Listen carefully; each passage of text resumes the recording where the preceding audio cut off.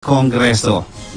So, in any moment, madidinig na natin ang ating Pangulo. So, balikan lang natin, no, Jenny, no? So, isa pa rin sa malaking issue na maaring talakayin ang pag-usapan, mainit po ito, ang West Philippine Sea. Yes. Oo. At binabanggit ko nga kanina na baka sakali ang inaabangan dito sapagkat season na ng politika, Tama. baka dito formally i-announce na niya na talagang he's considering to run for As Vice President of the Yes, Republic oo. of the Philippines. So, yan ang ano, no, ha? So, sandaling huminto na muna. Tinignan muna siguro yung mga, parang may mga artwork sa loob, no? Oo. Maganda siguro may ulot ang ating makasama. But anyway, nagkaroon pa ng picture taking na muna. Mukhang may dinidiscuss dito. So, balikan natin yung gusto kong talakayin. So, West Philippine Sea, at possible yung announcement niya that he's really considering to run for Vice President in the next election. Oo. So, ang dami, no? Ha? Maraming pwedeng abangan talaga ngayon. Okay. So, of course, itong pagkatapos nitong, ang sabi ni PCOO, no? Ni Secretary Harry Roque, 4 na araw na ni-review, no, ni Presidente yung kanyang talumpati, yung speech niya. At talagang ito'y salang-salana. Kumbaga, pabago-bago. Siya na yung huling mismo nag-edit on the 4th day. Okay. So, in the same manner, ang sabi nila, aabutin lang to 1 oras. 1 oras. Oo. Kaso mahilig sa ano? Yun pa, yung makawala dun sa script, yun pa lang. Pero, Yes.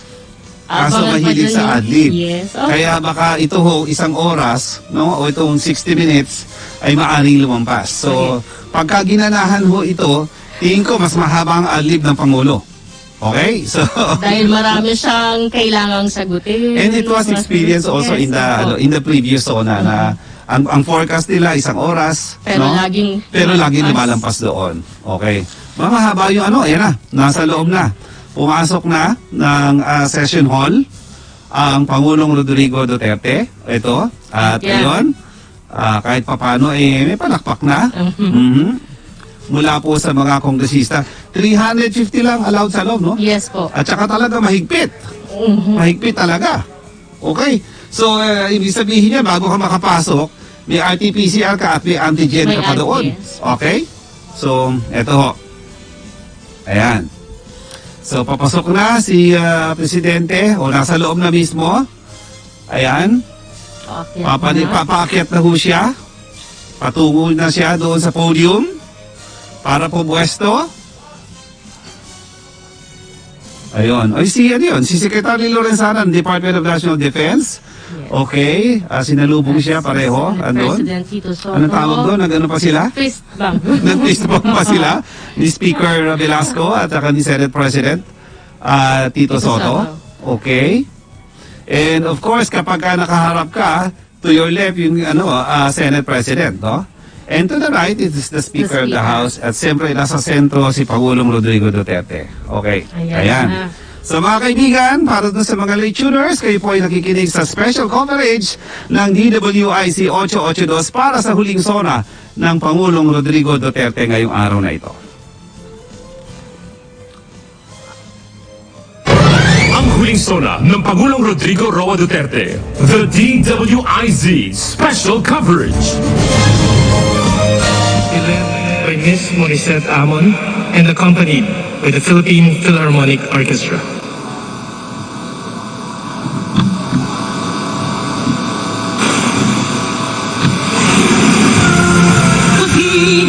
Alas na sinagalan, alab ng puso, sa bigay mo'y buhay. Lupang hinirang, duyan ka ng magiting, sa mamlulubing, di ka pasisigin. Sa dagat at bundok, sa simoy at sa langit mong kasama, bilang ang tula at awit sa pag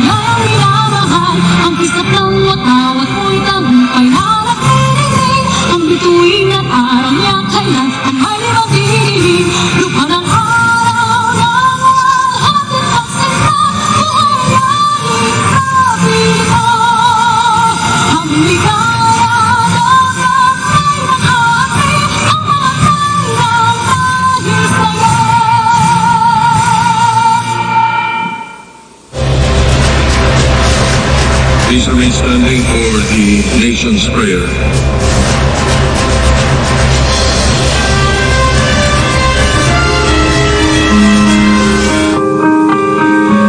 Ama namin makapangyarihan sa lahat, narito po kami upang magpasalamat sa lahat ng biyayang binibigay mo po sa amin, sa aming mayaman na kalikasan, mga kakayahan at tibay ng loob.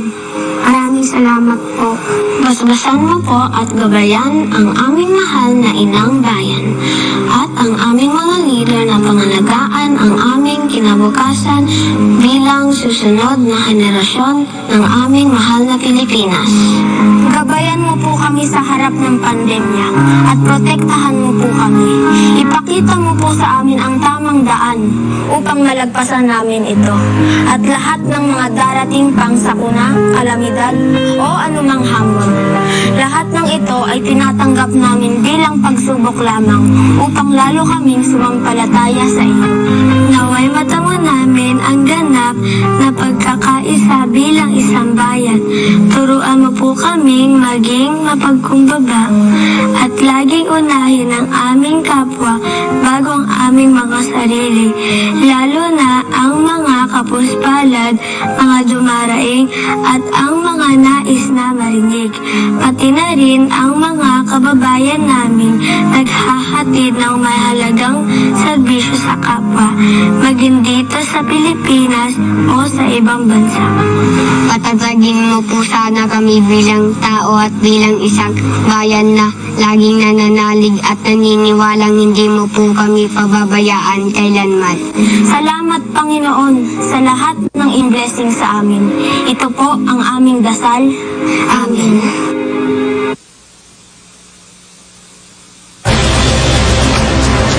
Ladies and gentlemen, honorable members of Congress, the President of the Republic of the Philippines, President Rodrigo Roa Duterte.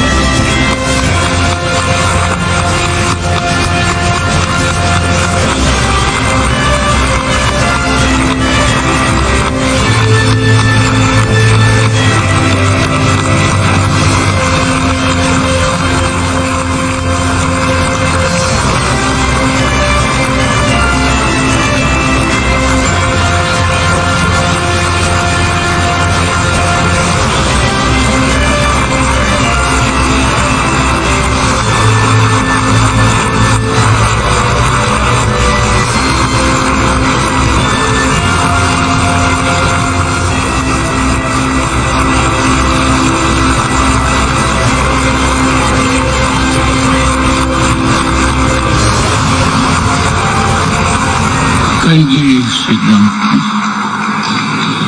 By far, this is the most beautiful Sona crowd that ever happened here. So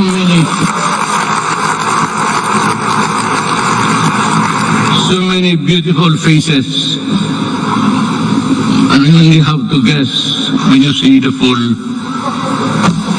face of the person.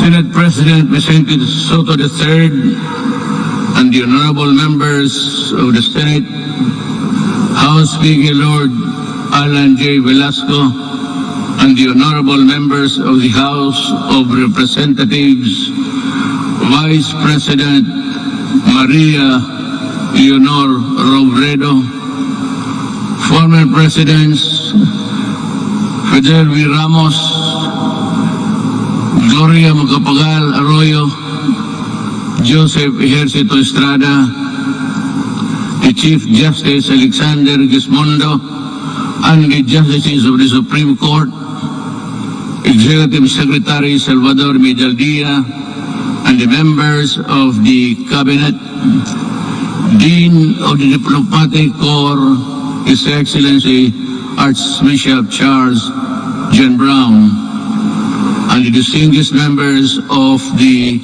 Diplomatic Corps. My fellow government workers, and of course, to my lovely wife, Annalette, mga mahal kong kababayan,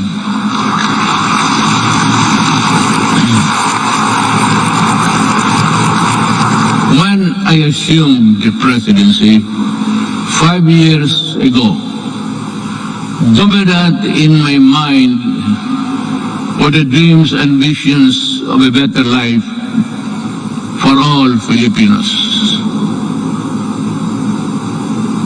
I saw them as reachable through the institution of reforms and radical changes in both in the structure of government and the mode of governance. Changes designed responsibility, accountability, and all in consonance with the truth that the public office is a public trust. When I ran for the presidency, I just made fundamental processes, and strangely, you can count them by the fingers of your hand. I made those changes which I thought that was really, there was time and doable. To offer free education, it's there already. Universal health care, nandiyan na po. The fight against illegal drugs, criminality, and corruption, and the development structure, including free irrigation and other big-ticket projects, which I thought I did not have the funds to do it. But perchance, among others, they were done in my term. Today, as I approach my term, my end of my term, I have less visions, but more remembrances. But mine is not to review or to second guess what might have been, but to bear and respond with the urgency of the unforeseen events as they unfolded. Even before I took the oath of office, and everyone else, I suppose, knew the gravity of the enormity of the problems that the country was facing. And precisely because of that awareness, I was driven to hasten implementation of changes which I believe the country needed, keeping in mind that the Constitution afforded me only 6 years to make those changes happen.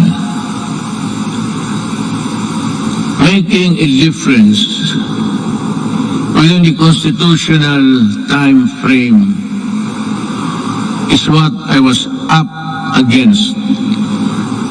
But no one gets by legally without warming to the needle's eye of the constitutional imperatives. That is why I cajoled, I shewed, I pushed, and I tangled with men of wealth and influence who were oblivious to the angst and pleas of the weak and impoverished. And for that, I was pilloried to no end. But I did not succumb to the attacks.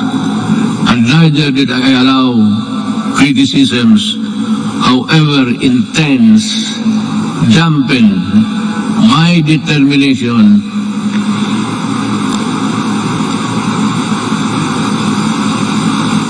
and initiatives because my purpose was pure and unpolluted.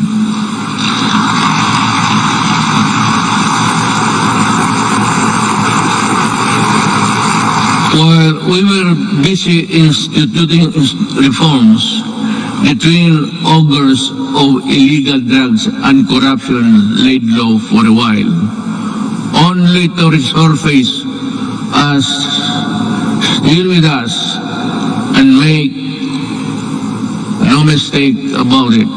Corruption is but another term of stealing people's money, dashing in its wake a nation's goals and aspirations.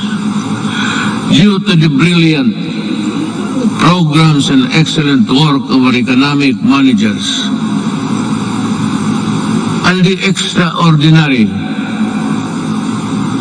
cooperation between the executive and legislative branches of government, our economy with investor confidence was poised to leapfrog from the company into the company of the world's fastest growing economies until COVID-19 pandemic stalled everything. Be that as it may, allow me this opportunity to extend my personal and the nation's gratitude to all those who selflessly gave their all in the fight against COVID-19, our health workers and other frontliners who risk their own safety.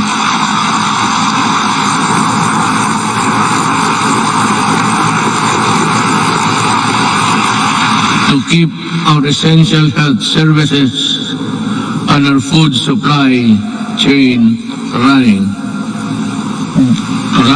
boosting the economy activity and ensure peace and order in our communities. I would like also to extend my deepest appreciation for the generosity of the private sector who came to the government's aid in fighting COVID-19.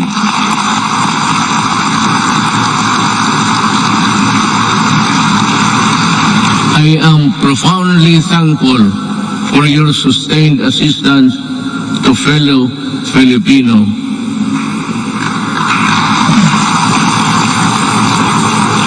And amidst the same deleterious effect of the pandemic to respective industries, let me assure you that the government is committed to assess the private sector to regain the commercial vibrance of the country prior to the pandemic.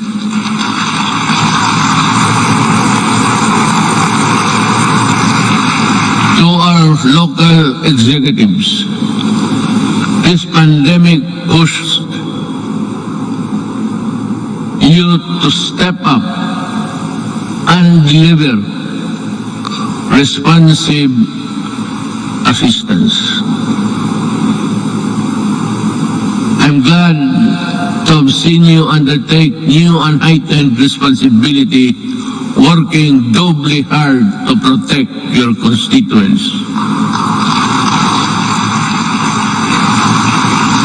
To the international development partners who extended a helping hand amidst the global health emergency, the Philippines remembers your kindness and goodwill with sincere gratitude.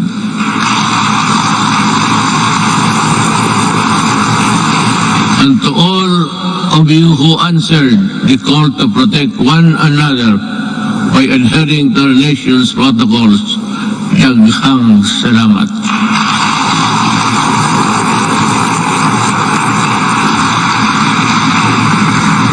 But then, let me ask,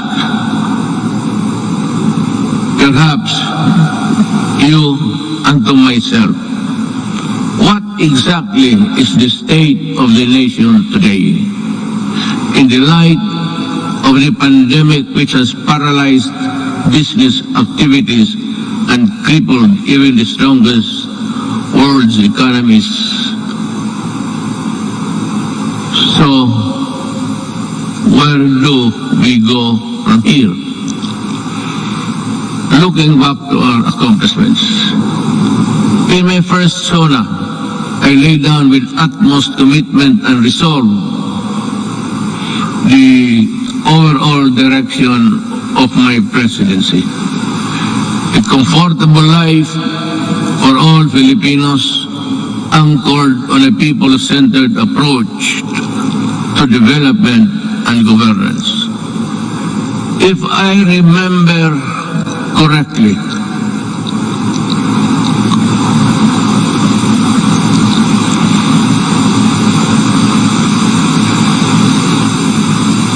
my administration, I said, will implement a human approach to developing governance in our people's welfare in the areas of health, free education, adequate food and housing, environmental preservation, and respect for the culture. I bore no illusions that steering a nation towards a comfortable life for every Filipino would be easy. Indeed, the past 5 years have truly been challenging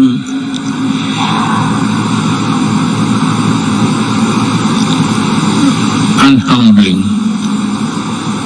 I stand here before you today bearing no conceit, but if there is one thing that I could be proud of, is that not once did I waver in doing the unpopular, even if it meant upholding the greatest good for the greatest number.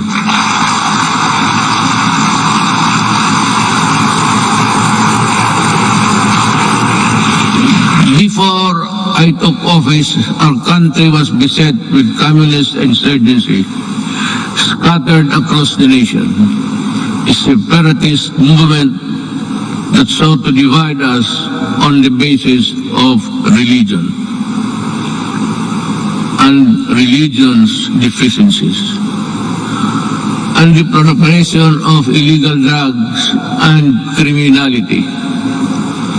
Our armed forces were ill-equipped to deal with internal and external threats, while the police force had been overwhelmed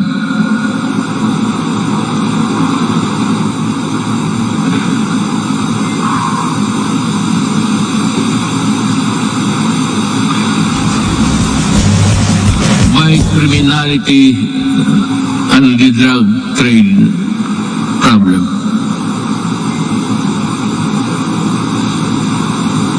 This is why I made it a priority to strengthen the institution, boost the morale of the men and women of the armed forces of the Philippines and the Philippine National Police and other armed services.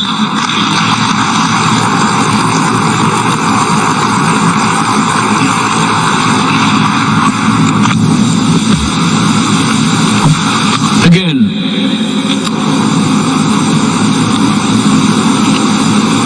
I thank Congress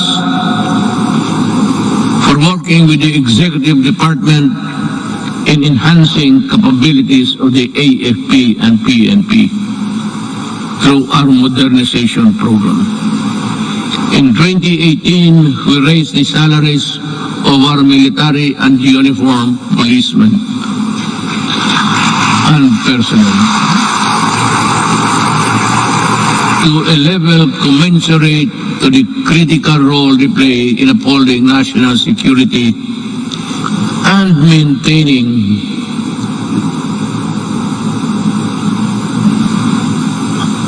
order. I am asking Congress to pass a unified system of separation, retirement, and pension of military and uniformed personnel to maintain government fiscal flexibility and provide adequate benefits and remuneration to our men and women in uniform. This shall apply only to the new entrants of the military and civil. Hindi ho lahat.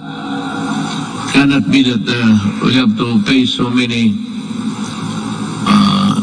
even the salaries of the retired. They get a chunk of the big budget. And if we include the new entrants, the funds available for them would not be enough. It is also high time for us to pass a law providing free legal assistance to AFP and PNP officers, enlisted personnel.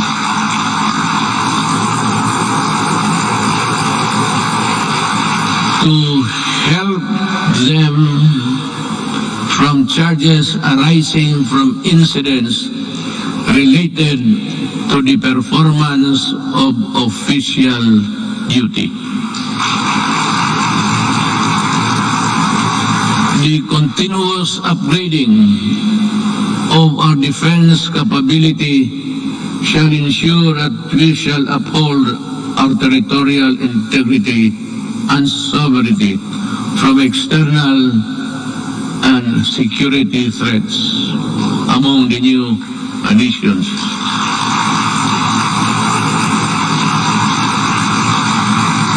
We welcome the country's two missile-capable warships to enable us to protect our seas by providing them with necessary equipment, by enhancing their professional capabilities and looking after the families of the soldiers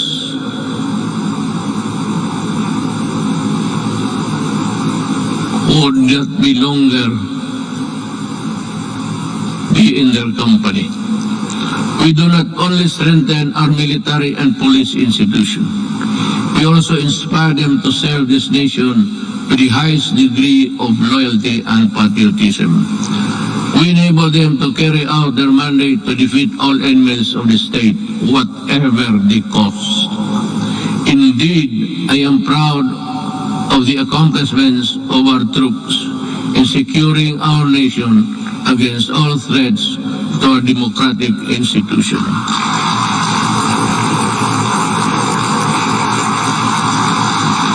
But peace must be realized.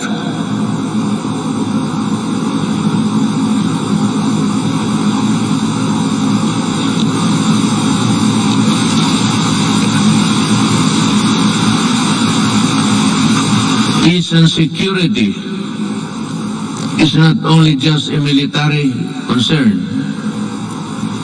That is why we deviated from the traditional purely military approach in dealing with matters of national security. With the creation of the National Task Force to End Communist Armed Conflict, or NTF-ELCA, we have made great strides in addressing the root causes of this conflict by empowering our kababayans who have been used by the communists for so many decades. In our continuing effort to build state of safe and conflict-resilient barangays, we have worked towards the sustainable rehabilitation and development of communities where the communists used to operate. Through the NTF-ELCA, we invested in farm-to-market roads, school buildings, water and sanitation, health stations, and livelihood. Alam mo, kasali na tayo dito lahat.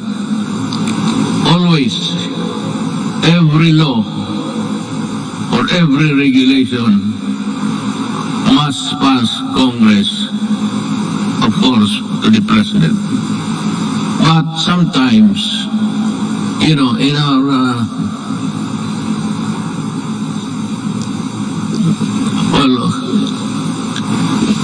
in the performance of our duties, we encounter the not so nice of confronting each other. But because of these interventions, more than 70 former 17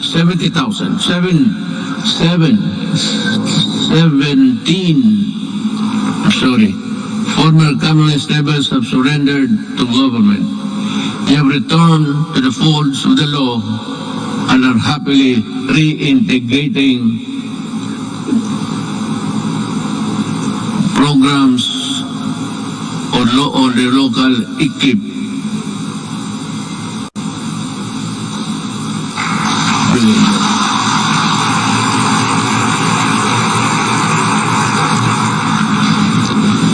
It's either I am talking too fast or too slow, or the operator of this thing here is drowsy.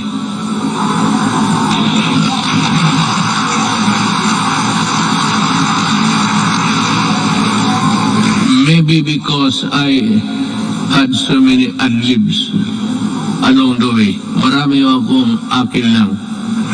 Kaya yung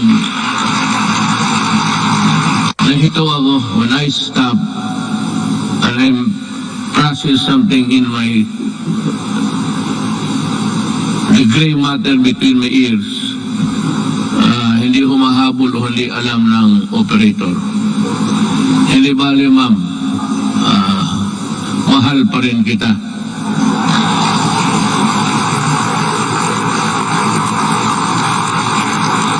Lalaki ba ito o yung mga babae? Kagabi yung mga babae, sila? Oo, sabihin mo sa kanila, magipagkita ako maya. I will embrace them for their punctuality in operating this, this strange machine that gives you the speech. With the support of our local government units, I am confident that support for the communist movement will continue to erode in the next few months. Unlike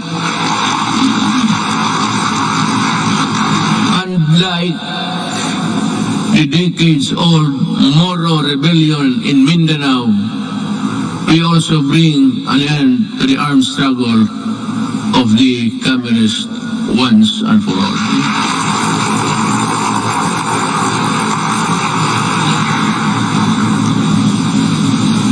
Sa totoo lang, itong komunista, college pa ako. Hanggang ngayon, ang mga sige pa rin. So, speech mo lang ito, kunwari lang, pero ang totoo, there's a lot of fighting going on in the countryside. But I'd like to credit the police and the military for destroying so many communist fronts. I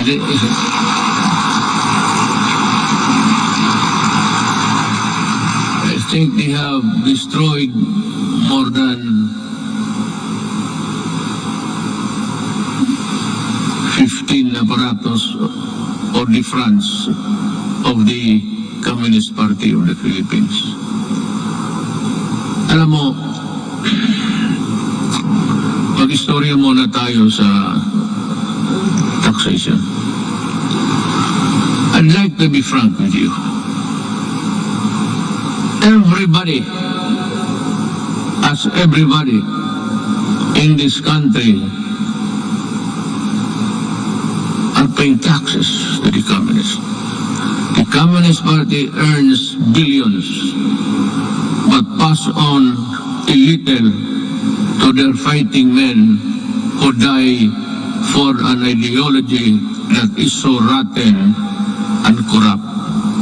They themselves are pocketing the money, and their children are studying in Europe and in other places, which I think none of you here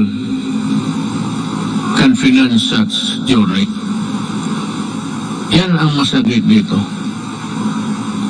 They collect taxes, support season in Netherlands, and they do nothing but bad-mouth government and mouth, war, dogmas, and everything. Hindi na sila napagod.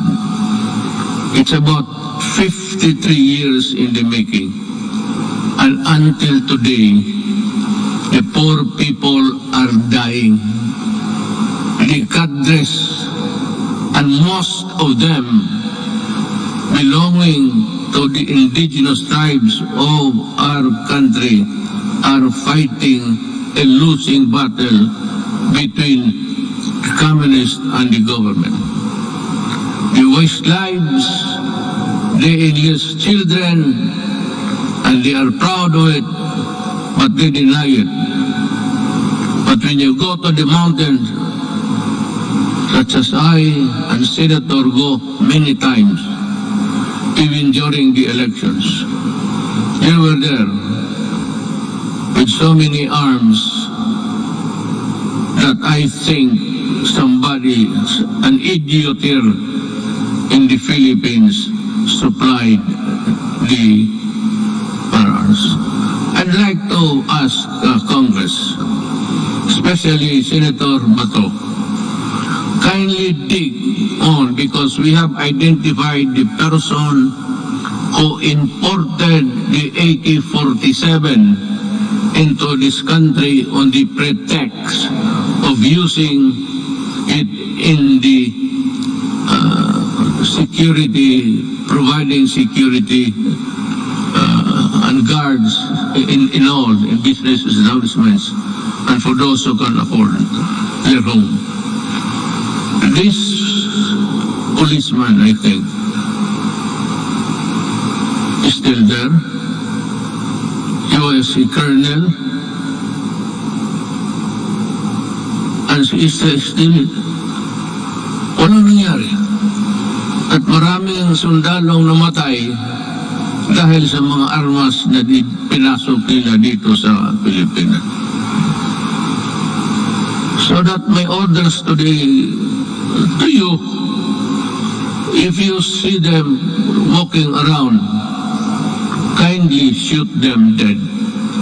I will be happy.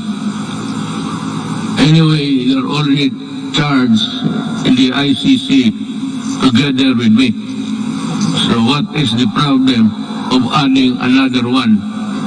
Another idiot Filipino who has caused great damage to our country. Yan ho ang totoo dyan.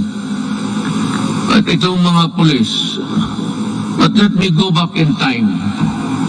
When I first said I will fight drugs in 6 months, I thought it was like in Davao.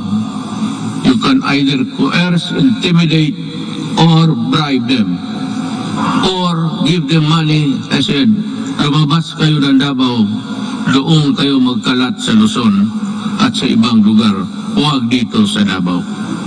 Naniniwala naman ang mga ulol, at we were able to attain a sense of normalcy in the city.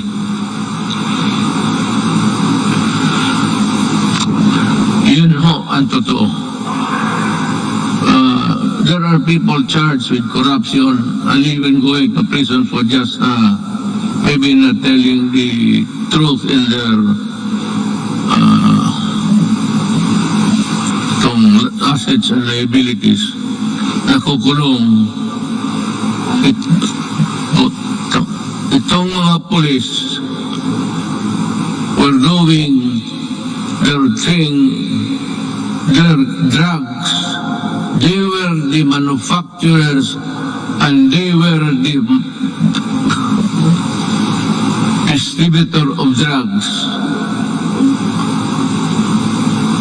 When I became president, I asked De La Rosa, he was the chief of police of my city. I promoted him direct to being PNP chief. 4-star na kaagad, automatic. But I told him and the others, look for the enemies.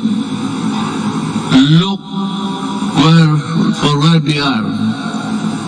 And if you find them, destroy the apparatus. Destroy all, from the manufacturers to the peddlers. Because we are fighting a drug war that was being participated in the business by 9 generals of the PNP. Kayan ang sakit sa loob. I did not know that I was fighting my own government. Customs and everyone else were facilitating the importation of drugs. And one importation, as you can see every night on TV, the police now sees about almost $1 billion worth of drugs every day. And if you look at the 888, there are about 1,000 Filipinos arrested every day by the police in connection with drug trafficking. And that is why I go crazy looking at the situation. They are still around. We do not have the laboratories now because nawala na sila. At itong naiwan ngayon are doing the importation. The citizens of another country cook their shabu and their and their tagbot or something, and they throw out the product contained in the plastic bags and with GPS attached to the contraband so that the importers here could find them easily. That is how we are fighting, almost losing a battle against drugs. And now, the Sinaloa gangsters of Mexico and the triad of Laos in that area. They are busy cooking, and we have the Filipinos here with nothing in their mind except to destroy a nation, distributes them. That is what I said. I've been asked the question, and several times I gave the answer. I am a Filipino, and I love my country. I do not want my country in disarray because of drugs. I do not want families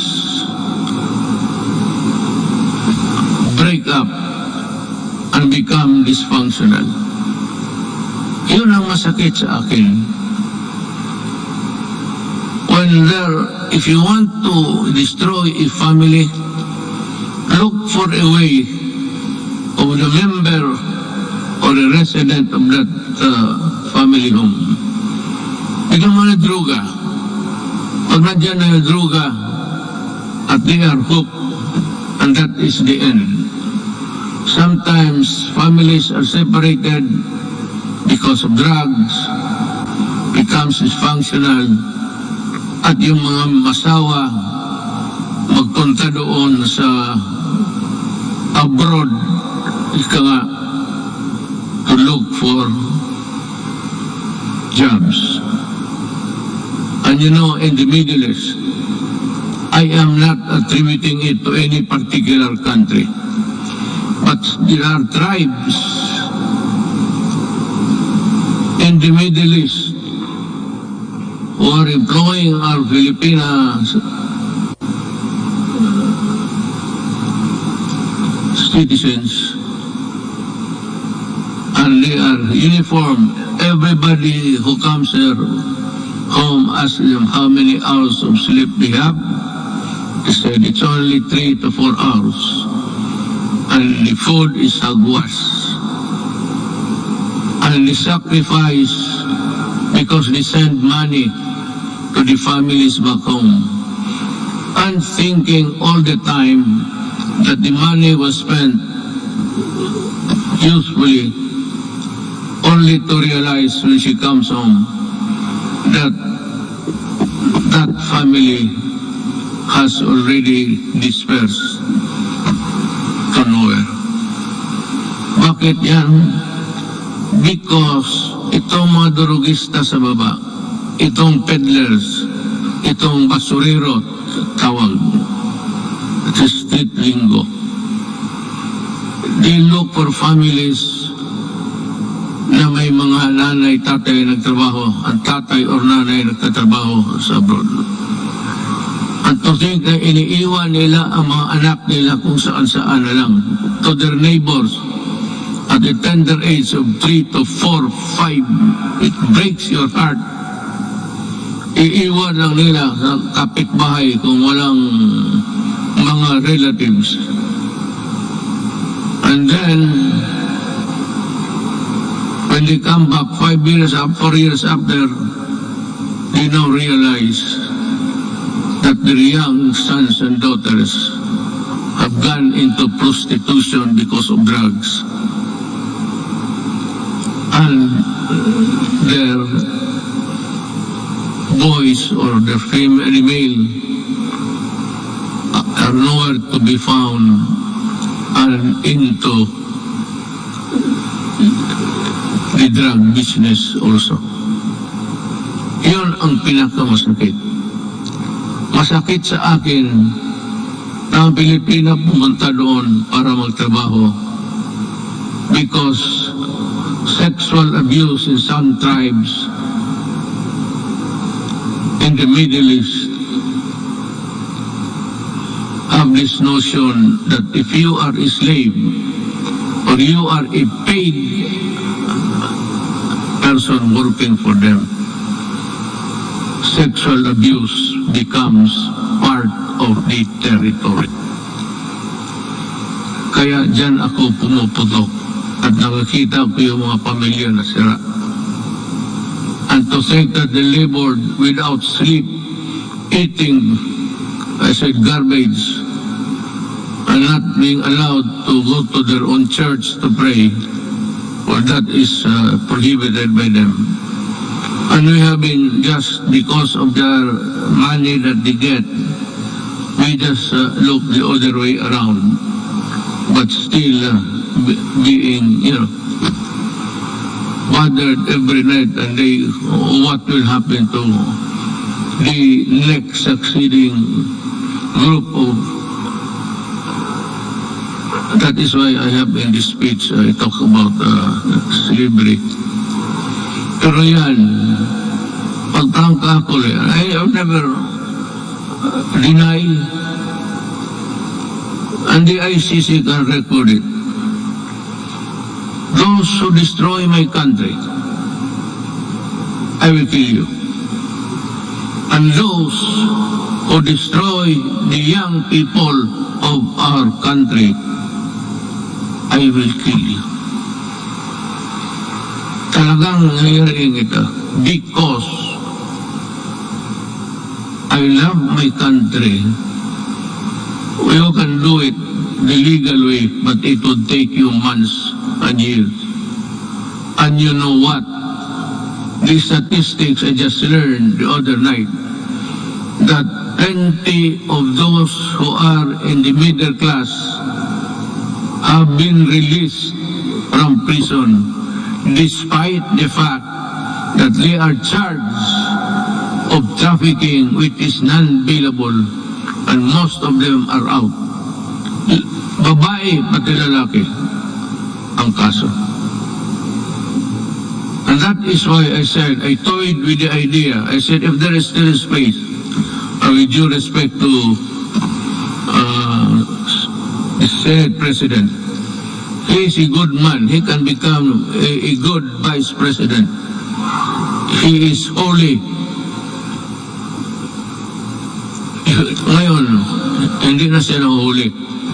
Noon, huling-huli siya. But with due respect to Senator Soto, who's also running for the Vice Presidency, he is a capable man, a good man, and a Filipino.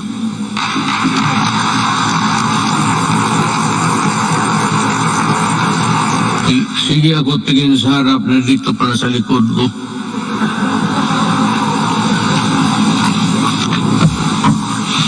You know, in Iwarod, I've been in politics, mayor for 23 years, 5 years as a congressman dito.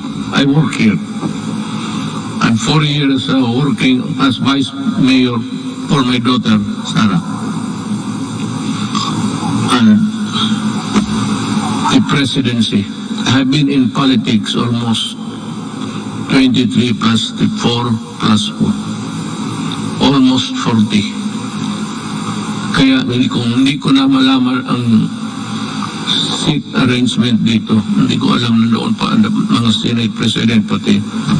Butit na lang hindi ko sinali si Velasco. Baka hindi na ako makabalik doon maya. Bale, diretso na ako uwi. I have said many times before, the bloodshed caused by the separatist movement in Mindanao is all about correcting the historical injustice suffered by the Moro people. Since the period of colonialization, with the help of Congress, we were able to pass the organic law for the Bangsamoro Autonomous Region in Muslim Mindanao.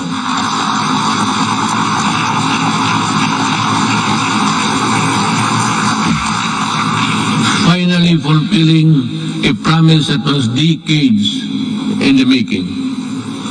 Our victory in Marawi is also a testament to how the Filipinos' patriotism is far stronger than any extremist group. As I have said before many times, there is no room for lawlessness in this country.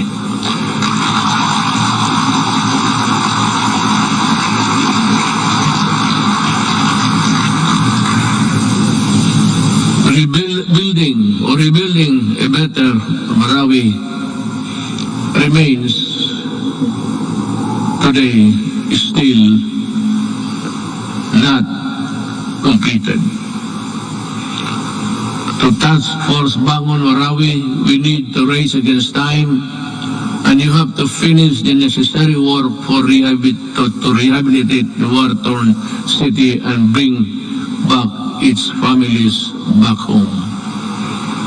But let me talk again about the drugs. I was just ahead because I was talking something else. Nag-segue ako. While we have made great strides in ending rebellion and insurgency in various parts of the country, we still have long way in our fight against the proliferation of drugs. This problem has hounded our country for several decades, destroying families and degrading the moral fiber of our society. When I assumed office, I committed to end this problem at the soonest possible time. we launched an unprecedented war against illegal drugs and to destroy their apparatus that permitted every level and sector of society. We wage war on the manufacturers, the financiers, the suppliers, the peddlers, and the entire syndicates, and more importantly, their protectors in government. We have rescued and reformed drug dependence because of their idiotic sense of decency. While interventions and building facilities not only for the rehabilitation but also to prepare them to reintegrate into society. Our unyielding campaign led to the surrender of millions of drug dependents and neutralization, capture and prosecution of thousands of drug personalities. The dismantling of illegal drugs and syndicates and the drug laboratories, the extensive drug communities down to the barangay level, and the cutting of narco politics. You know, allow me a little bit of your time. Wala naman siguro kayong lakad. Unless you want to, unless you have this appointment with, I'm sure hindi babae yan. That would be a sexist statement. Kung nagmamadali talaga, halos tumatakbo, babae yan. Kung naglalakad lang na natural, medyo less important yan. Ganon yan. Pero dito wala. I'm not making any sexist. I'm just saying the truth. What is the truth? It's there for all to see.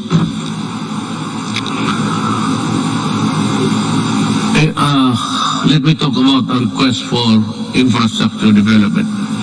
5 years ago, the first thing I made sure was to increase our infrastructure spending to an average of 5% of the country's GDP.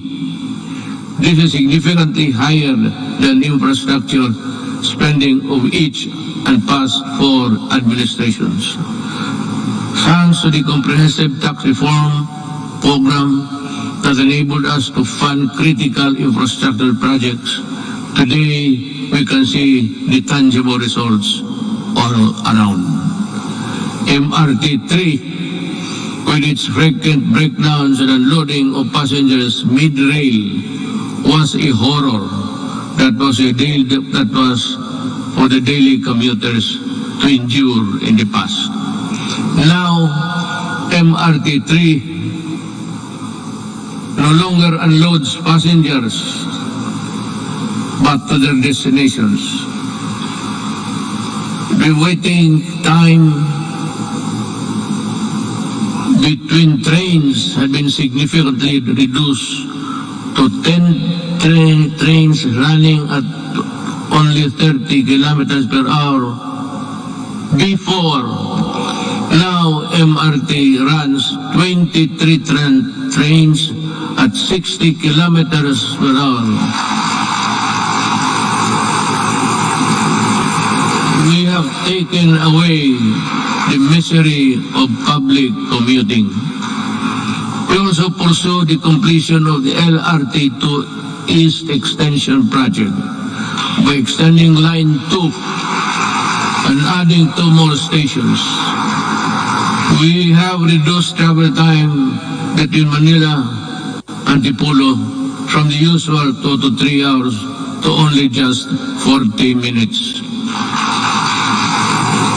Thanks to our partnership with the private sector, we are able to open stage 3 of the Metro Manila Skyway in January this year.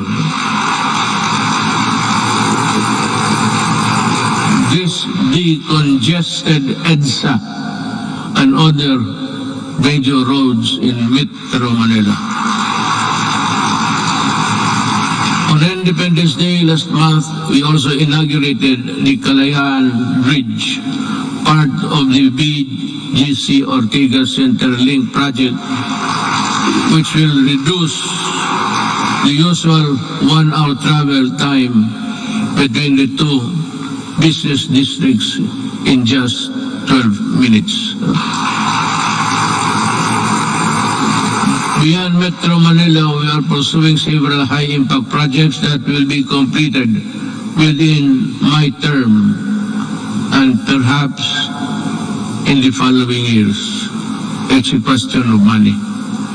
Just this July, we inspected the newly built passenger terminal building of the Clark International Airport. The new and modern passenger terminal is equipped with the latest state-of-art technology. This can accommodate 8 million passengers, alleviate air traffic congestion at the Naya Airport, as well as serve a major growth driver and gateway to northern and central Luzon.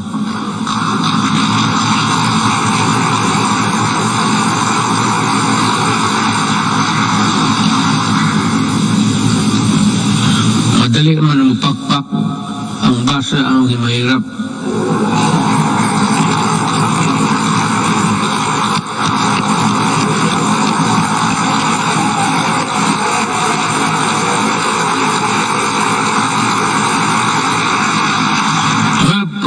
Equitable development. We also completed several roads leading to important trade corridors.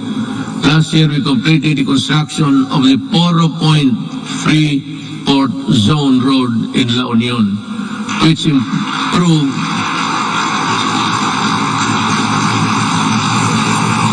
nakita na ninyo yan? Wala. Sige lang pakpak. You don't even have a picture of what I'm talking about, I'm sure. To improve access to prime spots for investment tourism in the Poro Point area. We also completed the junction Lanao, Pagadian, Zamboanga City Road, which will provide easier access to farms and easily transport their agricultural products at low cost and in great quantities to industries and economic zones located in Diplahan, Zamboanga, Sibugay.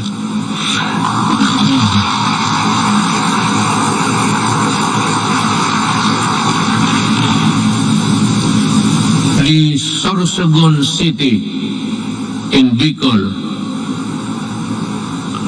inuna namin yan kasi mahal ko ang mga Bicolano.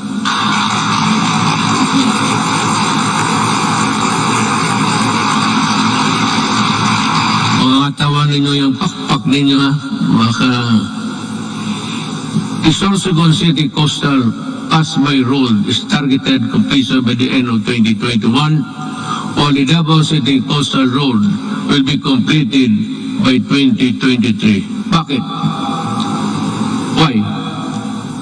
Why is Davao last?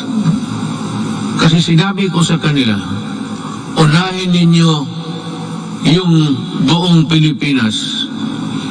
During the initial years of my presidency, I told the economic managers and the DPWH, pati si Art Tugade sa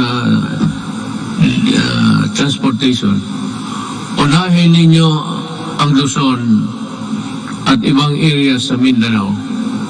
Do not look into the political entails of this city and other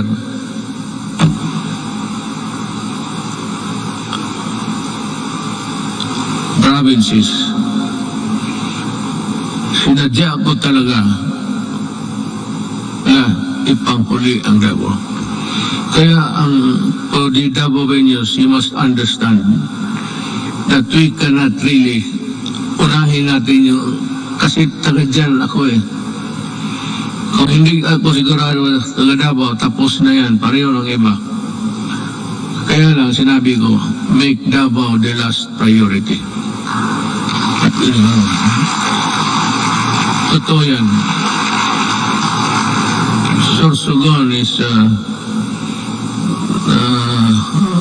little politics, but that's the territory of our Vice President, Lene Robredo. Are you here, ma'am?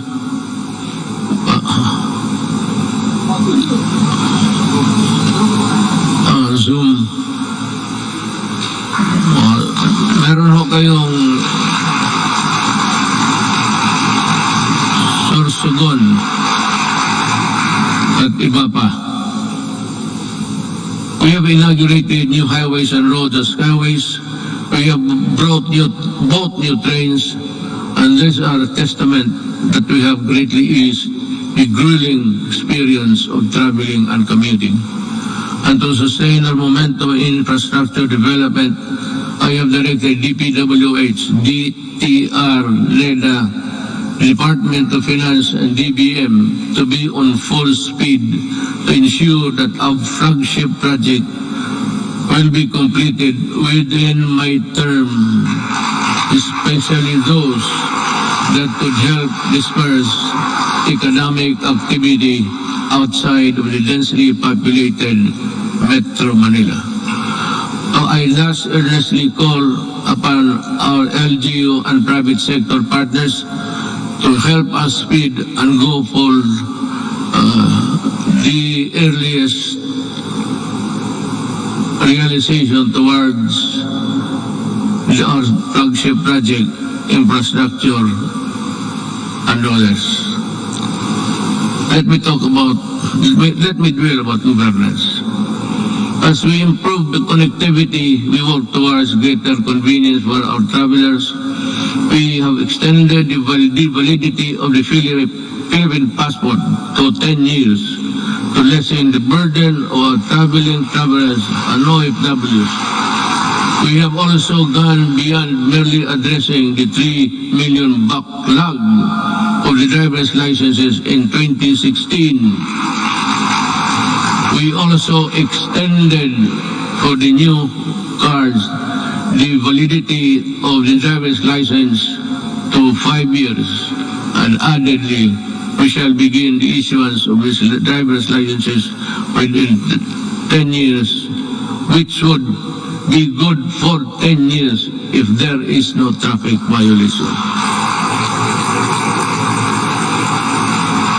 So, punta ko doon sa LTO, maybe you have a good sight. Pero ano yan I think there's an examination there somewhere to test your ability to drive safely. And you go back 10 years after, and you think that you still have the good side, and your reflexes are still good. 10 years, maraming banggaan yan. Sigurado ako.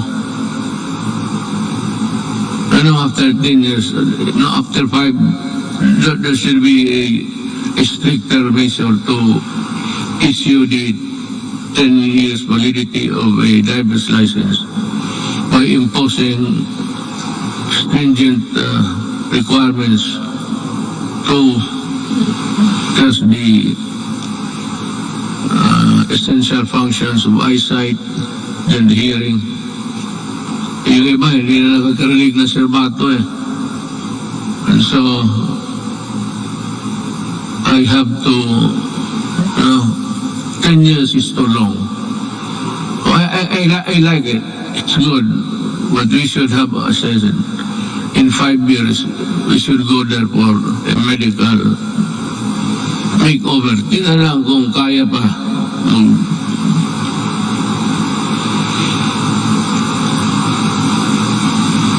Not only did we extend the validity of the licenses and passports, we also sought to make long lines a thing of the past.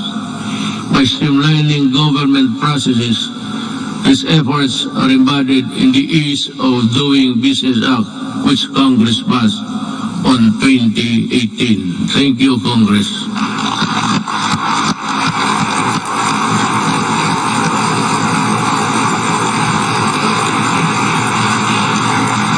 sa inyo yun. Ako ang nagpirma pala. Ako nag-execute. Pakpak rin kayo.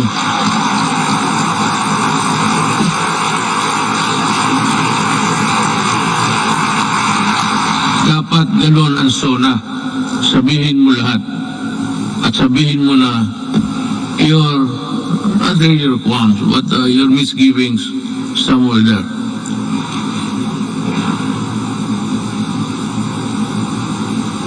Transactions will be further streamlined with the rollout of the Philippine Identification System or the PhilSy to the Philippine Identification System Act. With this, we hope to facilitate better access, better services and access for all Filipinos, even in the far-flung areas. I want to say something about this, but I'm taking too long, you know.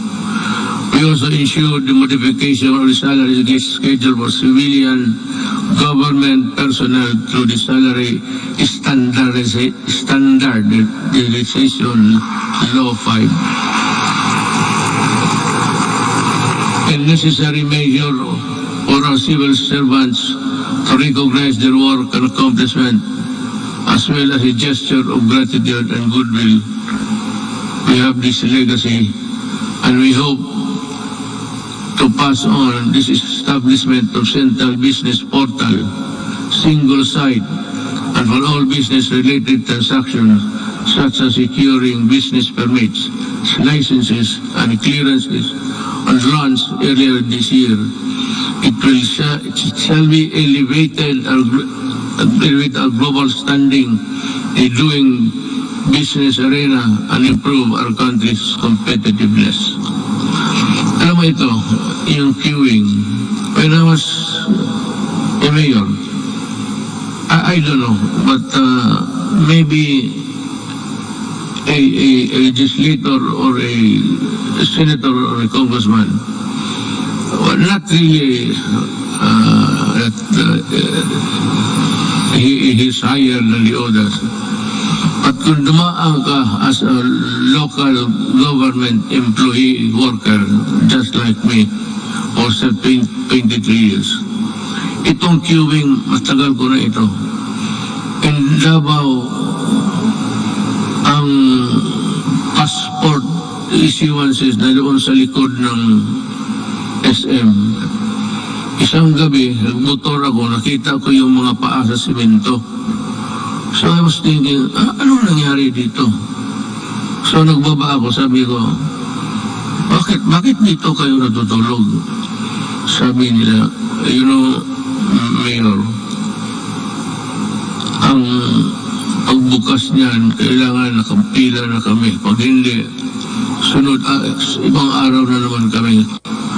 So, I called for the chief of office. And I said, look, I may not be the person above you supervising, but make sure that this thing will not happen tomorrow. As in tomorrow. Tapos tinawagan ko ang itong sabi ko, why don't you give cards? Kung marami sila paglinya, may maglakad na martial, o ito, ikaw bukas at 4 p.m.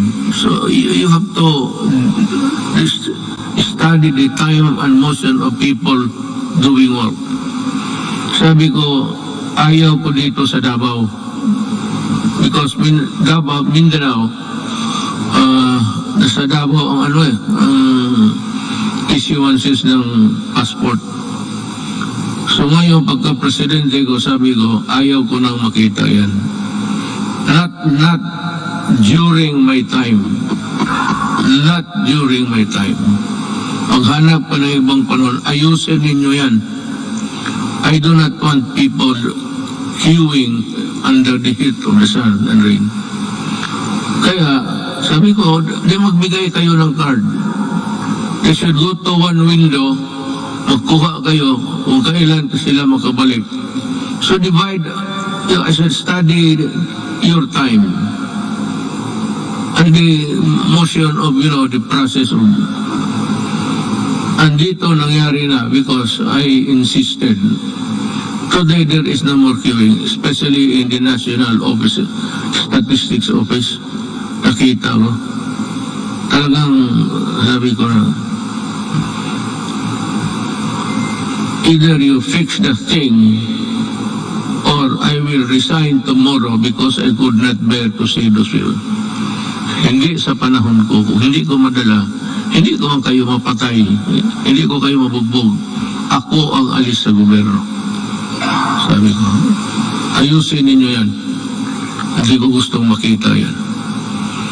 Since 2016, the Office of the President has issued 138 executive orders, 43 administrative orders, 86 memorandum circulars, 52 memorandum orders, and 1,038 proclamations. These issuances have been integral guideposts government administration and development agenda. The Office of the President has demonstrated careful stewardship of the power by initiating reforms. We upgraded and improved the system and process to ensure that it can provide the best service to the institution of the presidency and the offices under it, ultimately to the Filipino people. To further promote transparency and accountability in government, we also issued the order of the Freedom of Information and opens the records of transaction, decision issuances of all government agencies. In relation to this, we have also Presidential Anti-Corrupt Commission that is tasked to run after corrupt and erring government officials and bring them to justice. Alam mo, I don't know if you perhaps have come to know about this. I have yung pastillas sa airport. There were 43 personnel involved. I fired them all. Talagang pinaalis ko sa gobyerno. Nagbalot mga ako ng pera sa pastillas. Sabi ko kay pagbalot na lagyan mo ng pera. Kaya ito ang ipakain ko sa kanila. Tinawag ko, 43 of them from the immigration. Mabutit na lang, nandyan si Justice Secretary Guevara. So, that prevented me from doing it because kung hindi siya dumating, and I never expected him to be there, bigyan ko isa't isa yung papel at ipakain ko talaga yung pera sa kanila.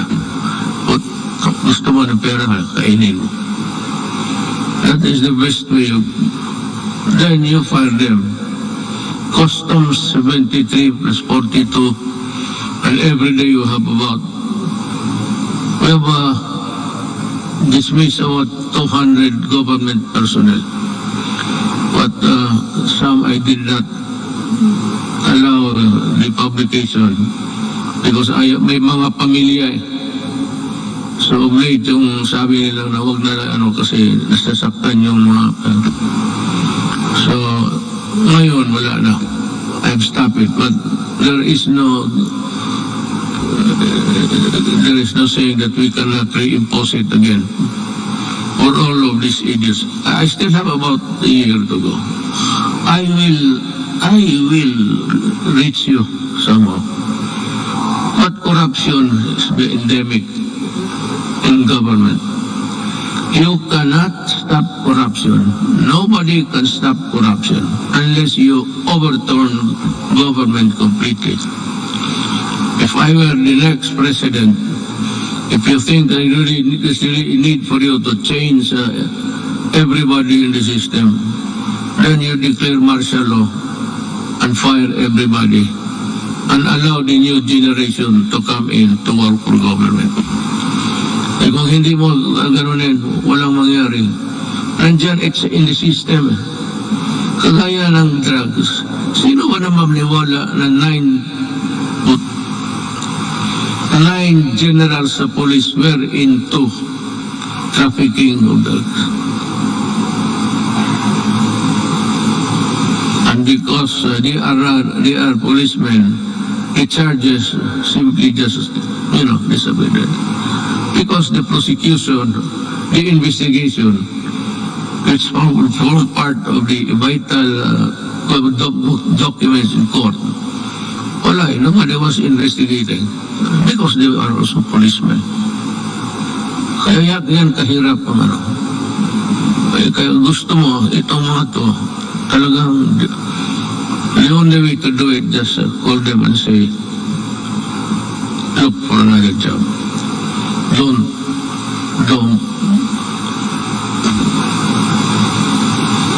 Ganun kahirap. Now, let me pursue my talk with the foreign policy of the country.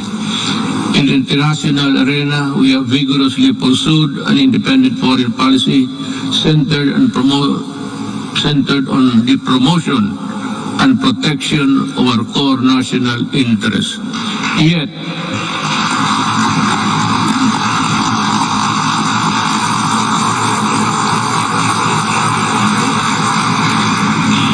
sigurado kayo sa pinapagan ninyo? I was just laying the predicate of what I'm going to say. Yet, we continue. I will just give the cue, then you clap your hands. If I yet we continue to work with all nations and seek partnerships that work, because despite differences, it is an independent world where interests and objectives intersect. Now, partners heretofore silent for equivocal reasons have expressed their principled positions that echo our own, that disputes and contested areas, the majesty of the law must prevail, and this is most welcome.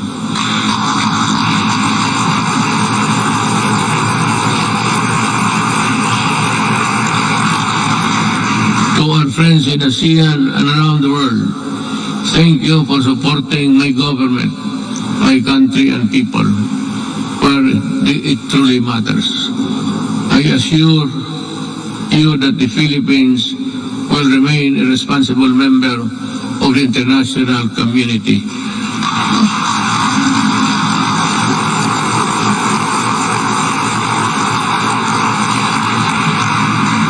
And we will work with you to achieve our shared objectives. But make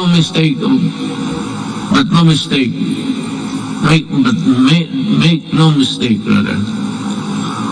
Gone are the days when the Philippines decides and acts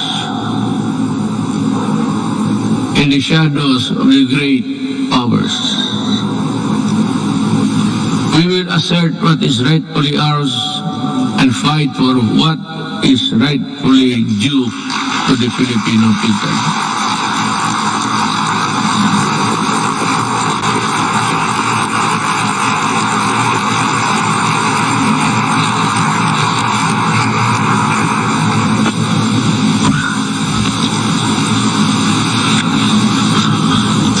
We do not have any sooner every day. Now is as good as any other time to just let it out from puso mo. This is why we sent back container vans of garbage, because our country is not a dump site.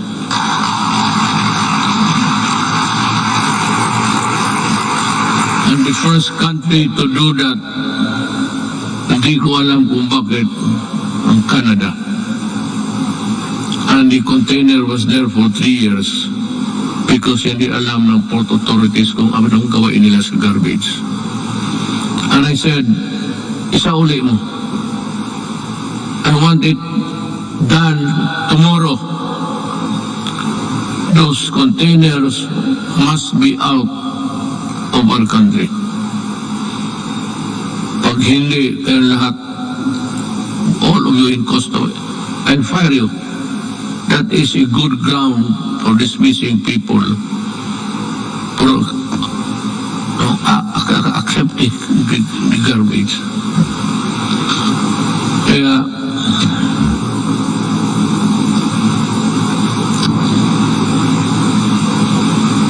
may isa pa. Pero let you in the story. The Balingiga, well, we welcome back the bells of Balingiga after many decades because historic wrong needed to be corrected.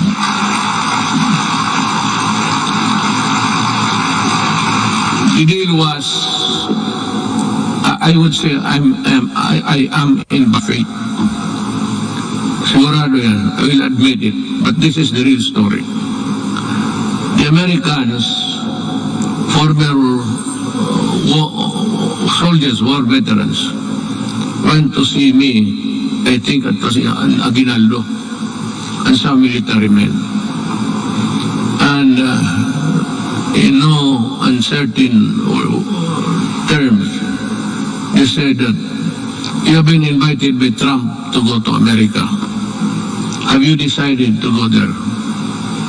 I said, no. Why? Because I do not like the way that you're treating my country. Why? I said, for one, and there was the clamor now of Balingiga, you return the bells of Balingiga. So that's one really sacred also to the soldiers. And it is more sacred to us in addition to the religion, the Roman Catholic Filipino Church, the church. Sabi nila, we want to make a deal. Si Hogan is around. Is a CIA agent. Sabi niya, isauli namin,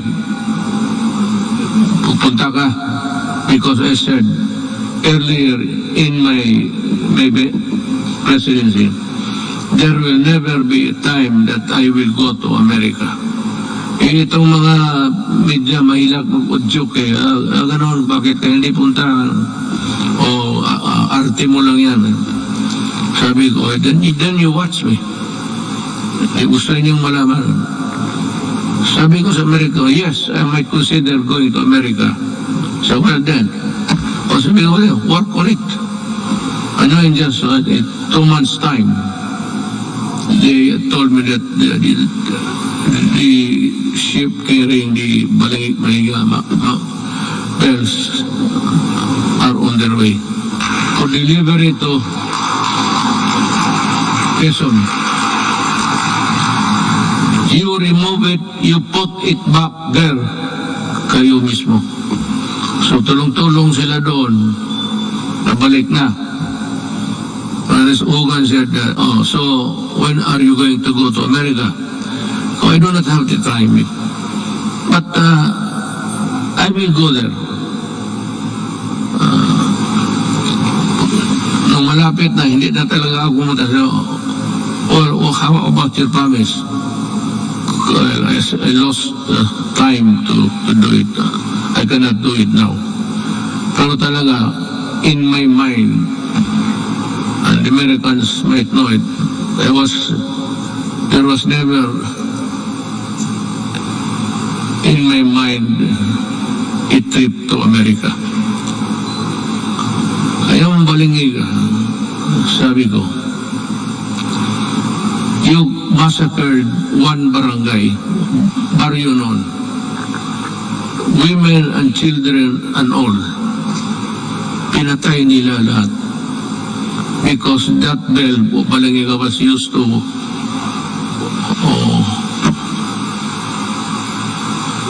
call the people for prayers, gano'n.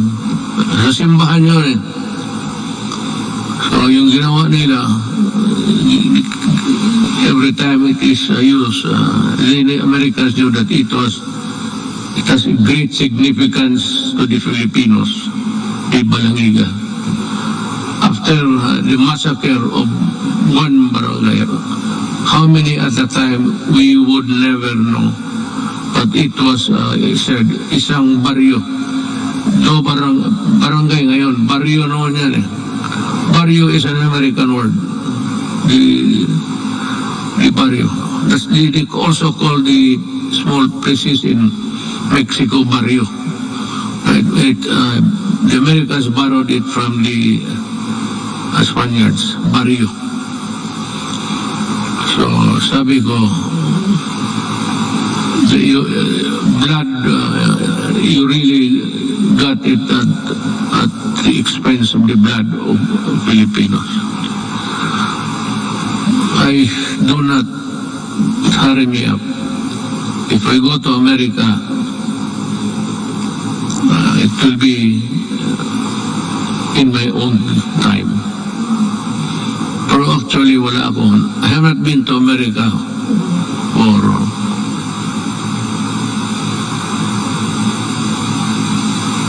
almost 10 years, 22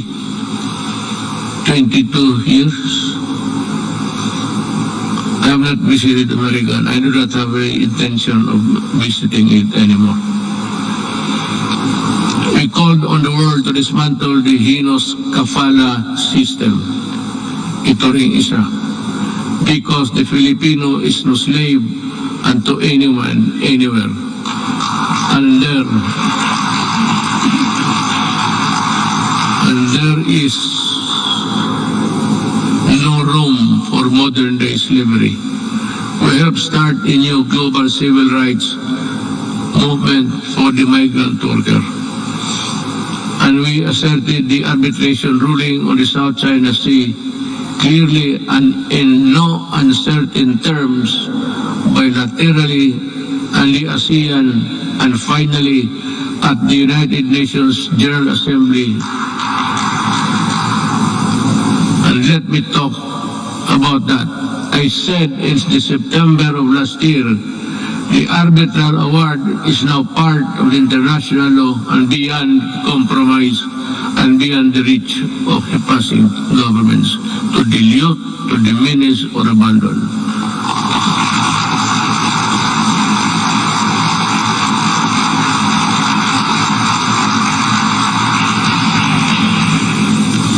That is the problem.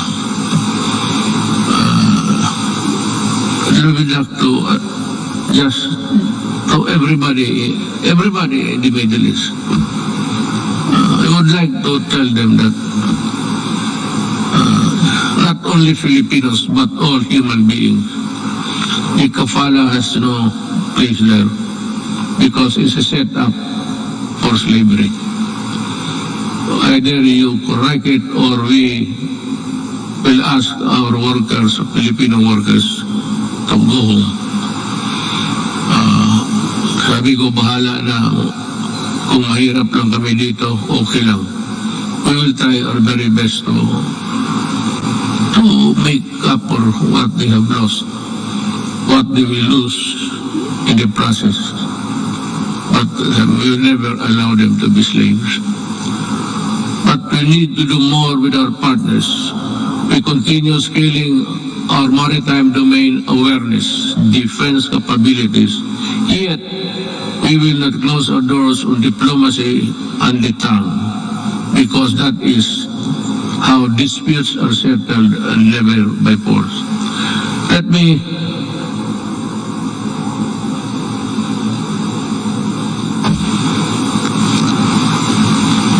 alam mo, I respect the opinion. You should be aware by now of how I talk, especially on matters of crucial matters that involves the country. Ito bang arbitral ruling? I've said it I think in the later part of the speech. I said that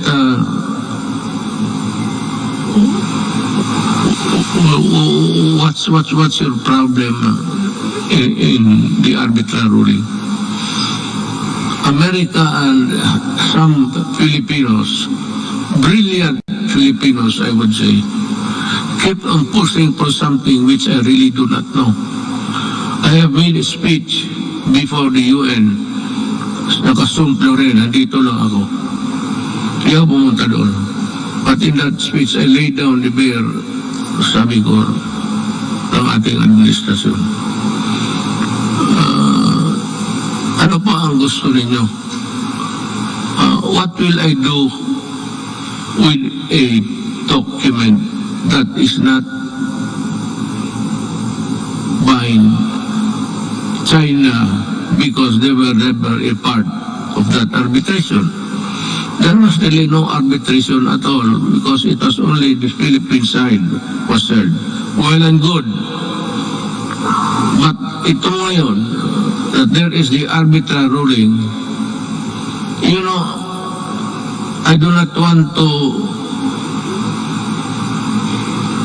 insult these people pushing me for something more than what I can handle. At anong gusto nila makipagira? Do something. What to do something? Do you want war against China? Well, I'll tell you, even on the coast beach of Palawan, before you can take off, the missile of China would be there in about 5 or 10 minutes. It would be a massacre if I go and fight a war now. We are not yet a competent and able enemy of the other side. So what I did was I was just being nice to them. But for some people to say that I was helped by China and being president, these idiots, really. I will never do that. Hindi na bali ako hindi ma-presidente, hindi talaga gagawin yan. To be, what? Receiving money from China to buy votes? They say that they help. Maybe in some Chinese communities, the gossip going around was that support Duterte. But the whole of the Chinese community in the Philippines went for me. Why? Kasi sa Davao nung mayor ako, ni minsan hindi ako tumatanggap maski Christmas gift. Dapat dito marami dito sa Maynila, presidente ako ngayon. Marami nagpapadala ng baril, kung ano dyan, gobs. Sabi ko, isa uli mo yan. Yung mga relo, ito aking relo. It's IWC. This is only 300,000.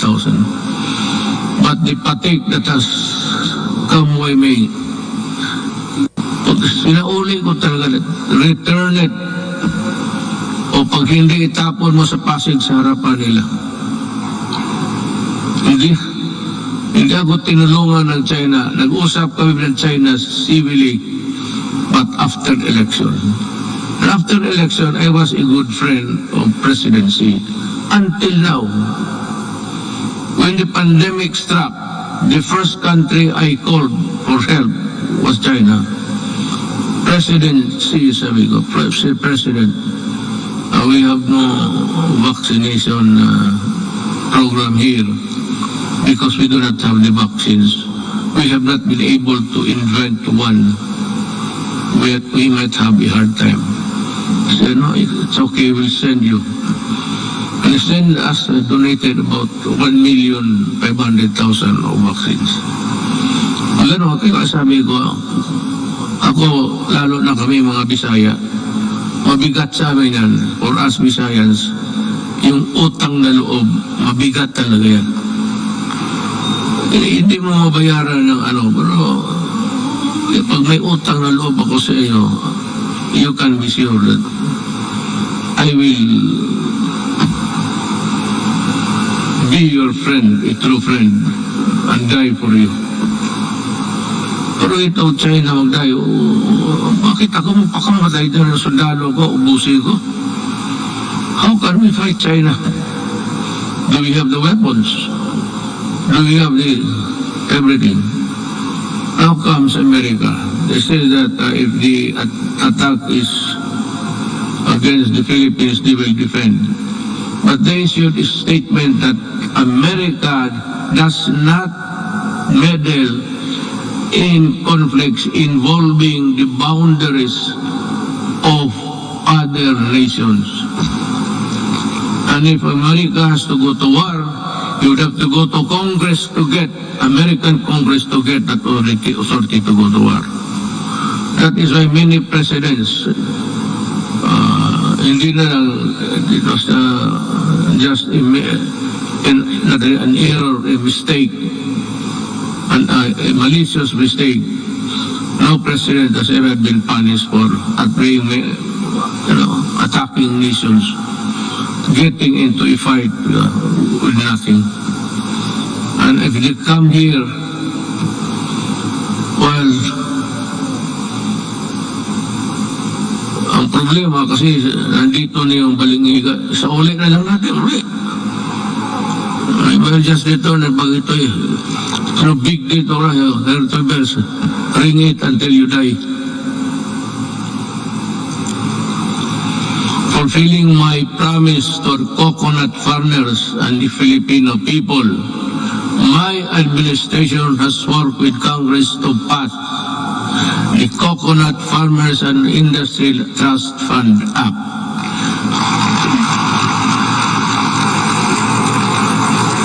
We have returned also the Coco Levy funds to its true and rightful owners, our coconut farmers. The fund is now worth estimated to be 75 billion, which will be utilized according to the plans and programs in the Coconut Farmers and Industry Development Plan for the direct benefit of the coconut farmers and the development of the coconut industry. In our effort to ensure that food is within reach to every Filipino family, we work for the passage of the rice tariffication law in 2019, despite pushbacks. This resulted in the stabilization of rice supply and food prices and the proceeds from the tariffs that enabled us to provide our farmers with modern machineries that increase their yield and sustaining growth agricultural production. We also fulfilled our promise to improve free irrigation. That was the first promise I made in San Miguel, Bulacan when I was campaigning. The farmers invited me to go into the farms inside San Miguel, Bulacan. And we had a sort of a meeting, and the first thing that they were complaining about was the severity of the irrigation, that they have to pay 5,000 every month, every year. So sabi ko, I will work on it.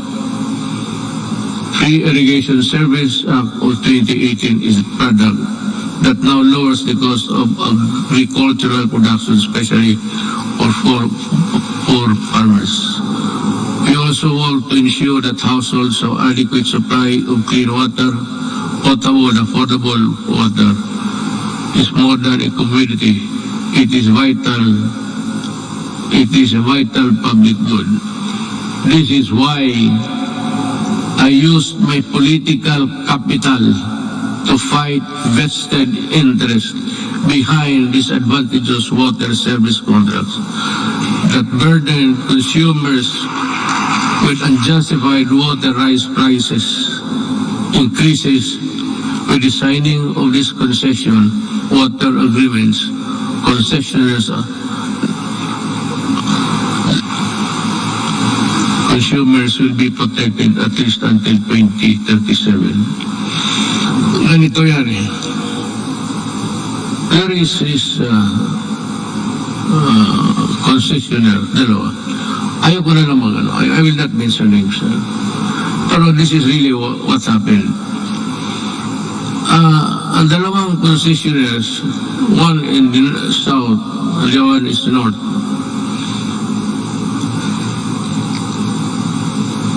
As the rich cartel dito sa Southeast Asia, ang kinakapture nila ang electricity pati tubig.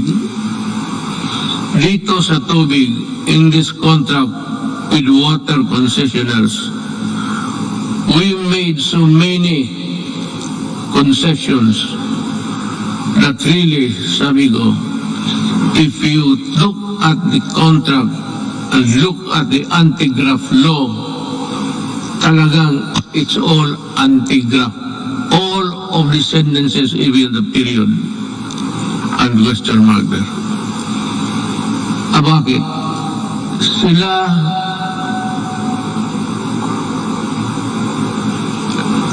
walang problema sa tax because the people, consumers, will pay the taxes for them. Sila kung malugi, sabi na, hindi na kasalanan, and we can think of it, through not of their own fault, sabi doon, bayaran natin sila malugi. We pay for the tax corporation nila. At sila ang mag-decide kung i-increase nila o i-decrease nila ang water prices. The regulators, itong mga regulators sa Pilipinas, walang magawa and they acceded to the contract. It was really, I don't know how to put it. Kaya ako nag-pardon, di ba nagmura ako? Sabi ko, biro mo kung malugi sila, babayaran pa natin. Tayo ang corporate tax nila. Tayo ang magbayad. And it's a cartel that service concessionaires are part of the cartel of Malaysia and Indonesia, and they form part of that mother corporation. Itong mga sa Pilipinas, pati Malaysia, Indonesia, they are just, kumbaga sa story, chapter lang yan sila. So being controlled up by the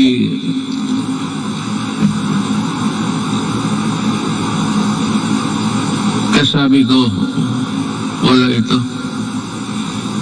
I told them, I told Dominguez, tell them that I am no longer honoring the contract. Mayroon pa doon, payment of itong tax, water treatment plant to be constructed in the Harrison Plaza site. Yun ang pinirmahan natin. So 1997 up to the present, or up to the month that I do my top, nagbabayad, ewan ko kung ano babayad, that's a sa water bills ninyo, for enhancement of quality of water. Ang ibig sabihin, water treatment. And they were collecting since 1997. So until now, how much of the Filipinos' money are with them for nothing, not even for a song? Kaya ako, if there is something, hindi naman proud, but if there is something someday that my children will say, what have you done for my country? Sabihin ko sila. talagang inupakan ko sila. Sabi ko, ayaw ninyo? You do not want it? Well, okay. I will just confiscate your system and call the military to operate it.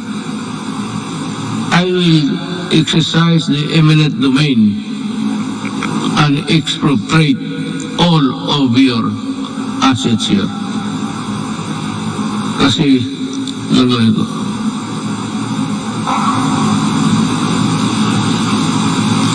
Yun ang nangyari ka.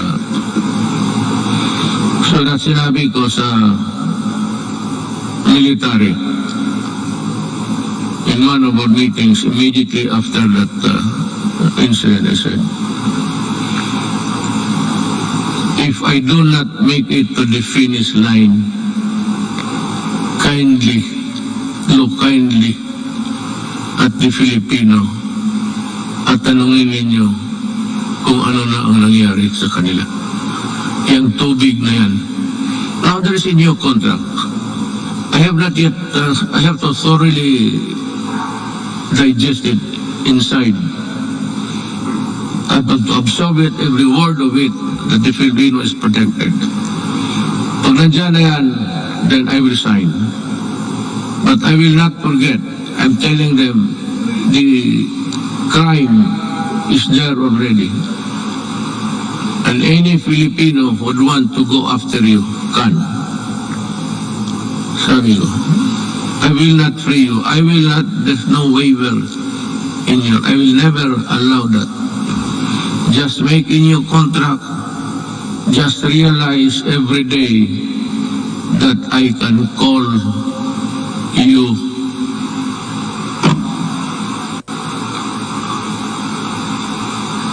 Itong frequency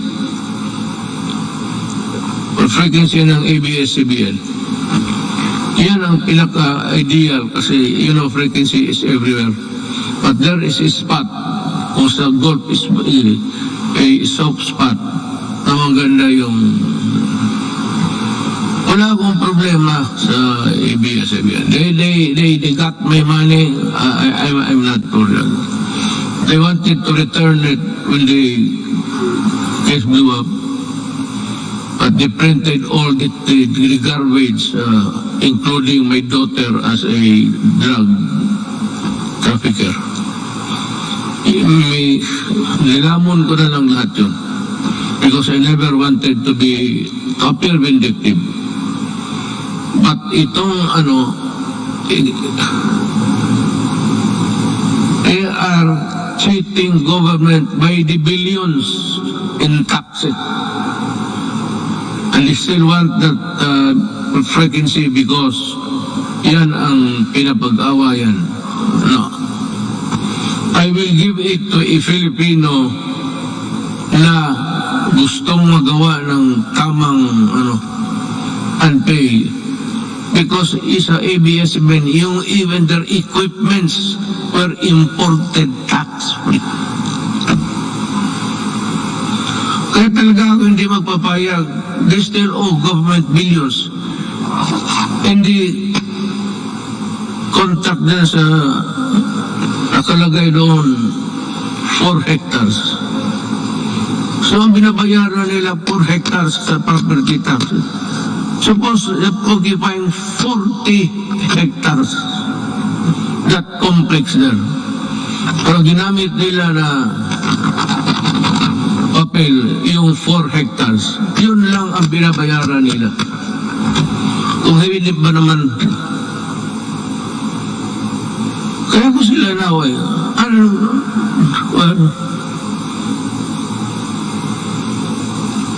Our micro, small, and medium enterprises, or MSMEs, constitute 99.6% of our country's businesses and are vital to economic activity, job creation, and poverty reduction. Iparamdam natin ang ating malasakit sa maliliit na negosyante sa pamamagitan ng pondo sa pagbago at pag-asenso program since 2017. Meron na tayo. We have the program. The program has provided over 219,000 underprivileged microeconomic entrepreneurs with an alternative to the exploitive lending 5-6. Yan ang nakaano sa, you know what, maybe I have to go to, if need be, I have to go to India. Yung 5-6 nila ng Turko, tinatawag ng Turko, kung maghiram ka sa kanila ng 10,000, hiramin kanyang, hindi pera 10,000, 7,000 lang. And the others, mga refrigerator or the things that you do not even need in the house, bilhin mo sa kanila, sala set, lahat na. That is part of the money. You do not want the furnitures, the refrigerators, they won't give you the... Kaya, ang Pilipino na buktot, alam mo buktot, naging hunchback na lang sa trabaho, ganun pa man. Kaya ako, sabihin ko itong mga Turko, you better come up with a fair. If you want to go into business, money lending, but not at that usury 1,000 times. Likewise, to further support development of our micro and small business, we initiated radical reforms in the tax system to ease the taxation burden and increase the net income of lower wage earners and small businesses. Thanks to Congress.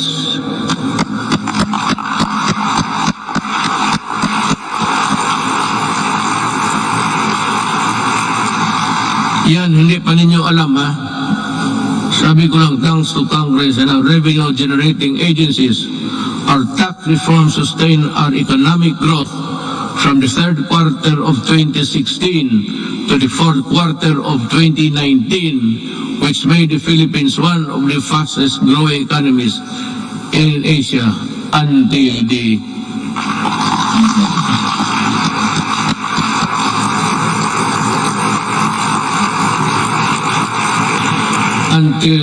pandemic scourge. Yan talaga ang, well, I don't know what's the plan of God. Studying something which hit us right in the heart. We see there's no way of telling when this virus would disappear from the planets of the earth. We can only pray to God to look into our direction and decide on what will happen to this planet He created. However, tax laws are not always perfect, and that is why every now and then they have to be revisited to see if they are at pace with the changing times. Let us therefore continue to monitor the relevance and the impact of our tax laws on individuals and private institutions to prevent serious damage on their financial health. Going now to the social and health issues. The burden of people from the hefty cost of tertiary education, my administration worked with Congress to pass a landmark legislation that had remained unpassed for so many years. The Universal Access or Tertiary Education Act in 2017, which provides free education to college students and state universities. Thank you, Congress.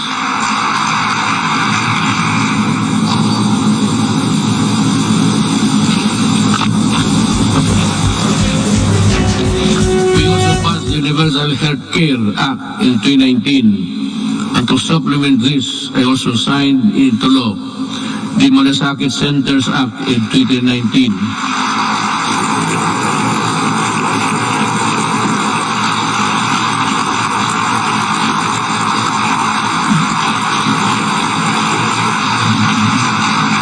Kasi ganito yan eh. Pag ang pobreng Pilipino na sa ospital, magpunta pa siya doon sa kung saan makahingi ng tulong. So, ang ginawa, just like in Davao, ginawa namin yung lahat na kailangan, yung internal revenue kung nandyan, business permit, dyan na lang sa isang lugar, medisina, kunin nila.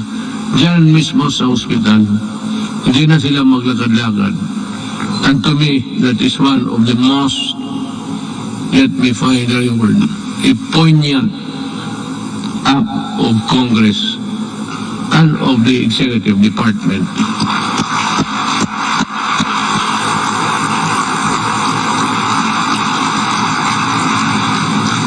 Legislation which was sponsored by Senator Bongo.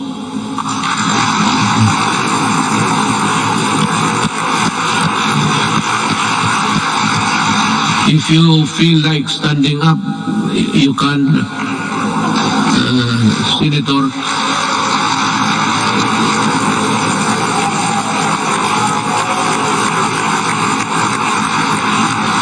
Masikat ka pa sa guest speaker.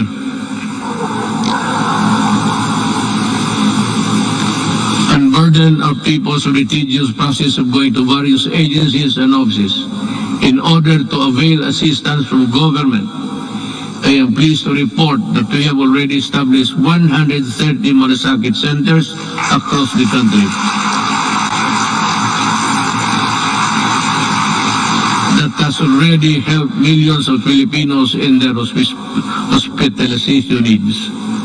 By establishing Malasakit centers all over the country, we have actually leveled the playing field and provide our less fortunate countrymen the medical care they deserve. We will be establishing more. God willing, if we are still around.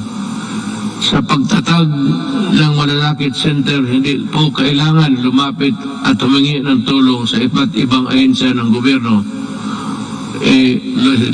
Ang gobyerno na ang lumalapit sa tao.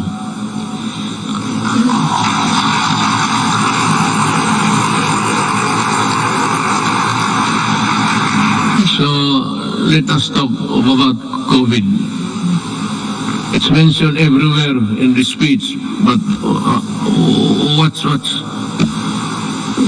this goddamn virus is? I have to admit, back when I decided to answer your call and run for higher office, never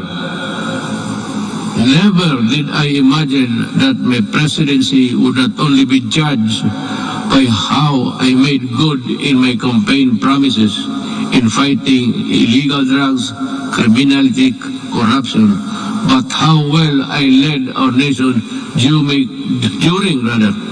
the global pandemic. Hindi na ako makapronounce ng buti, baka meron na ako. May ambulansya ba dyan? Mukhang iba na ang... I cannot pronounce the whole scroll. I hope this is not symptomatic. Prior to the pandemic, we recorded our lowest debt to GDP ratio since 1986. The highest revenue effort since 1997. The highest credit rating in the country's history, yung sa bangko. Because if your rating is high, it's easy to borrow at maliit lang ang interest. That is the dynamics of a rating by fits and poor, mga ganon. So, and the lowest rates of unemployment and underemployment and poverty, well, it's still there. It is beyond dispute that our economic governance fundamentals were robust when COVID-19 hit us. I am sure that much can be said about the way we took on the daunting challenge of preserving lives while sustaining our momentum towards the developmental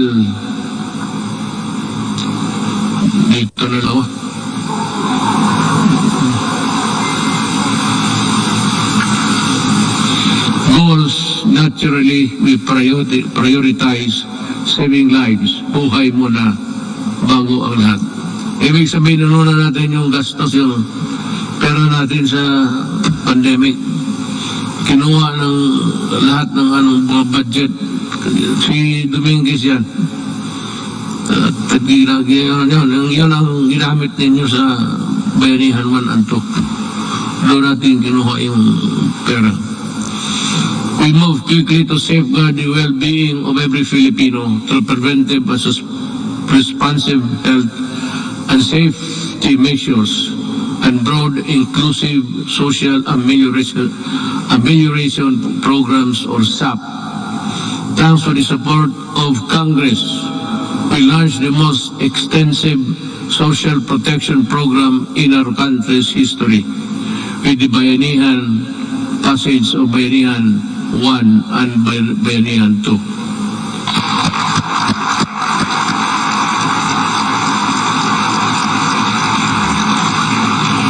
Indeed, our national health system and the resilience which were tested to the hilt.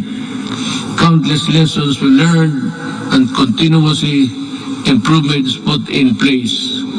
Kahit anong crisis ay kaya malampasan kung tunay na may malasakit at bayanihan. I agree.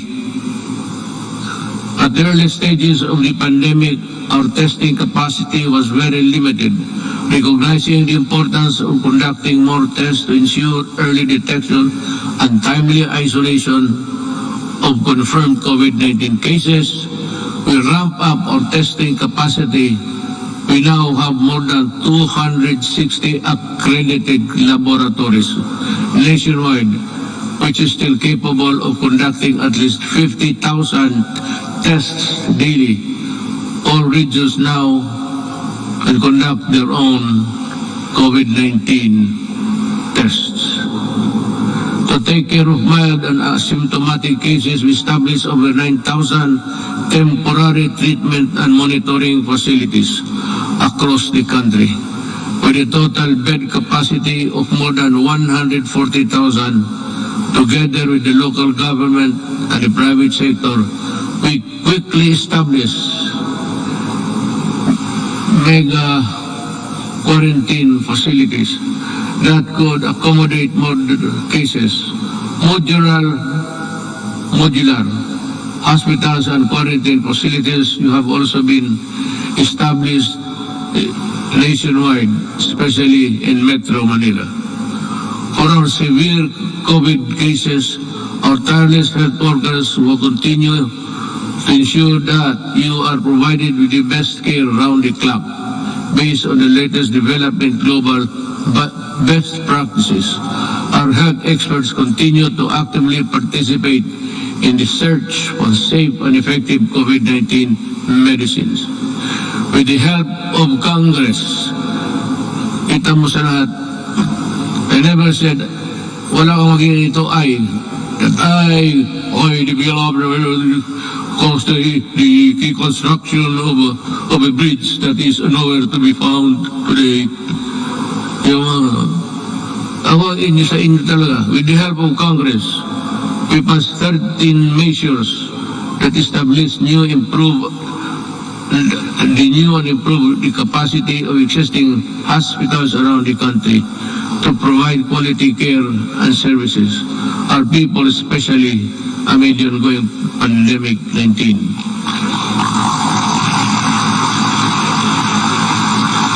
These include establishing new medical facilities in Mandaluyong City, Bacolod, and Davao Occidental, increasing bed capacities to existing health facilities. In Quezon City, Ilocos Sur, La Union, and Palawan, the upgrading of health facilities in that area to include Leyte. Currently, we have received over 30 million doses of COVID-19 vaccines. We expect to at least receive 36 million vaccines this month, and in August, we have inoculated more than 7 million Filipinos which have received the first dose. At least 17 million. Well, I think the landscape, the health landscape of the country continues to improve as we, with the continuous approval of COVID-19 vaccines, we are ready to boost further our daily vaccination rate. And I also encourage our local government units to hasten their OLAC and strengthen their inoculation program.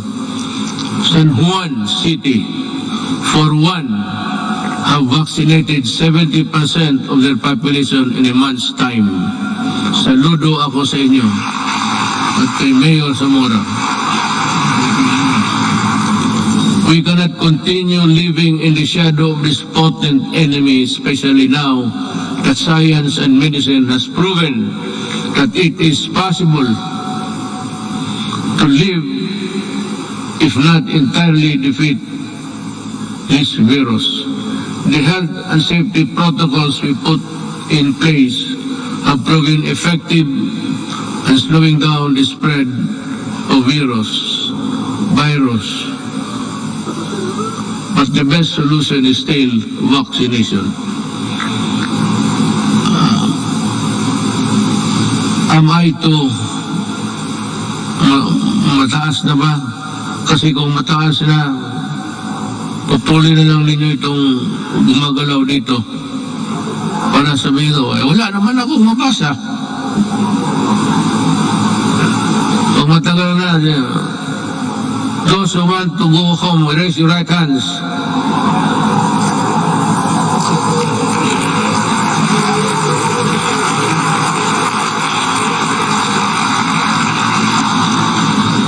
Pati si Monsignor, wag taas niya kamay niya. That is why I implore our countrymen who are now in the list of sectors to be inoculated to get vaccinated now. And to those who received their first doses, please return for your second shot. I also ask for patience for those who are next in line to receive vaccine. More and more COVID-19 vaccines are arriving each week, and you will soon have your turn. Corollary to this, it is high time that clear and precise uniform protocol and guidelines are issued in anticipation of the vaccination of more Filipinos and the steady reopening of our society. Pagpasensyahan niyo ako, I beg your kind indulgence. But I have to talk about something which would affect us all. It seems that this government is too far away from the people. Yung serbisyo talaga na totoo. Nung isang araw nakita ko, I don't have to know what place was that. Ang mga tao nakapila. And they say that they were there at 4 o'clock. Malakas yung ulan, sa payong lang sila. So nanonood ako sa report because I listen to the report every morning. Makukuha mo sa mga radio station yan eh. So I was having breakfast. I was listening to their TV.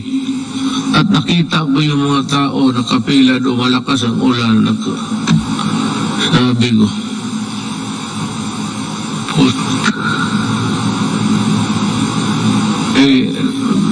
doon sa breakfast table, nagmura ako. Pero dito, good boy man ako kay may mga religious dyan, baka. I just call on the National Task Force Against COVID-19 to see to it that this happens, the protection. We have spent enormous amounts of resources to build our capacities to overcome this pandemic. We cannot afford more lockdowns, lest our economy bleeds to the point of irreversible damage. Balitan ko, bakit mo papilahin? At sabi kasi doon, libre lahat na, wala nang ano. So nagpuntahan yung mga tao, nagpila, kasi wala nang lista-lista. Pero sabi nung alas 4 pa sila.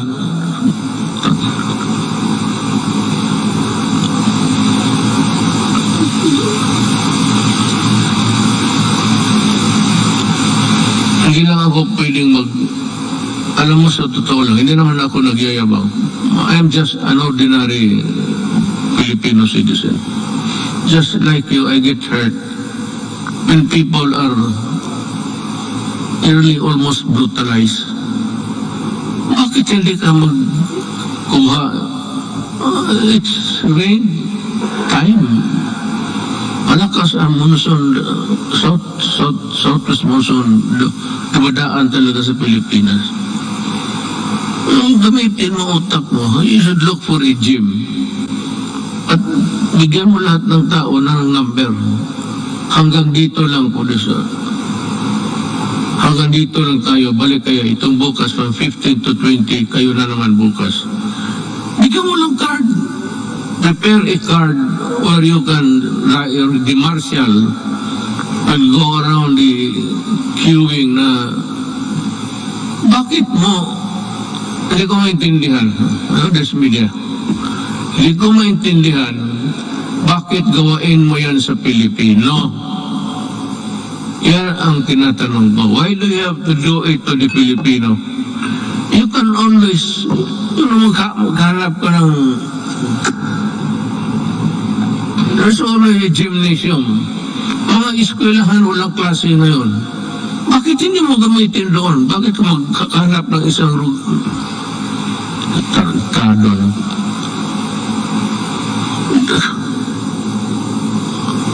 Kaya lang ako, well, it is my chagrin because I'm gusto kong lumabas. Itong PSD lang na ito sabihin ko sa inyo, huwag kayong mag-presidente. Wala talagang sabihin ko, maliit ang sweldo. Wala ka. If you're not there really for the mag-corrupt ka dyan, well, it would make you a billionaire overnight. At kung magtrabaho ka lang ng ganito, ako presidente, gusto kong lumabas doon, sabihin ko, hoy mga, bakit ganito to? Bakit ganon kayo ka-stupido?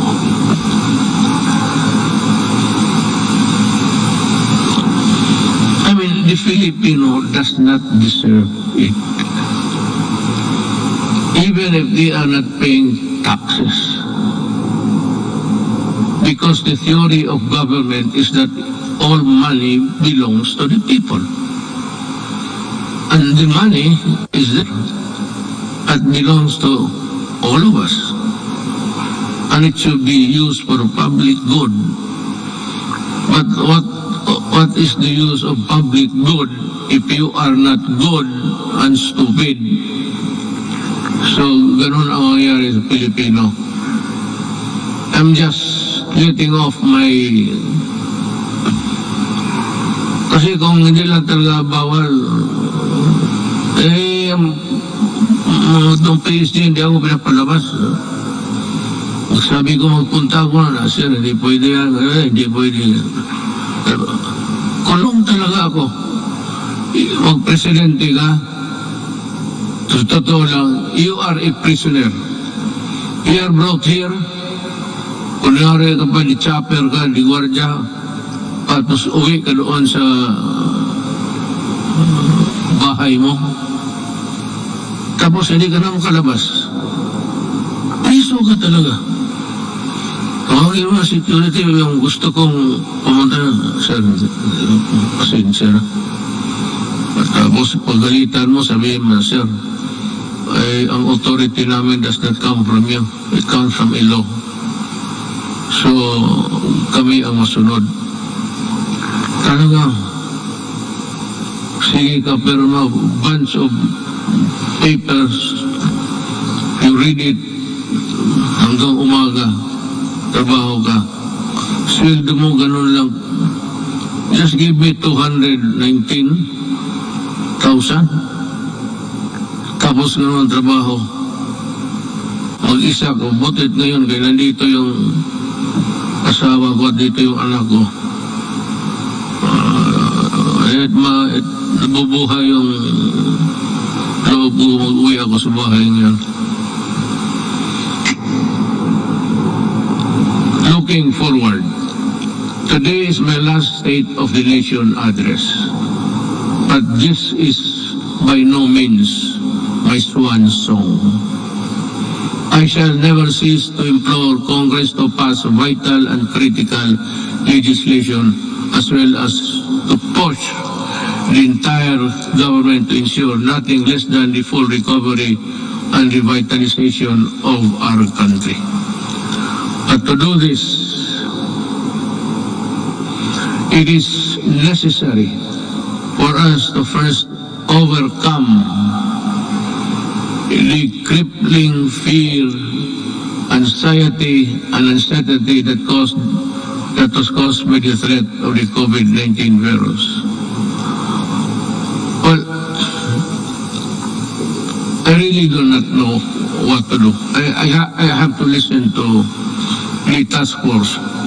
This is a group of people volunteering to be a collective advisor that to give you the advice collectively, put it that way. Na sila ang magsabi. And we are just waiting for the word. I am referring to COVID-D Delta. It is rampaging now in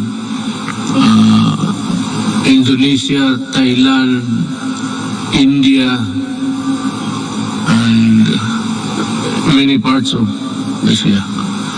And ang sabi doon sa the Western medicine says that it is far more aggressive and far more dangerous, and it can cause death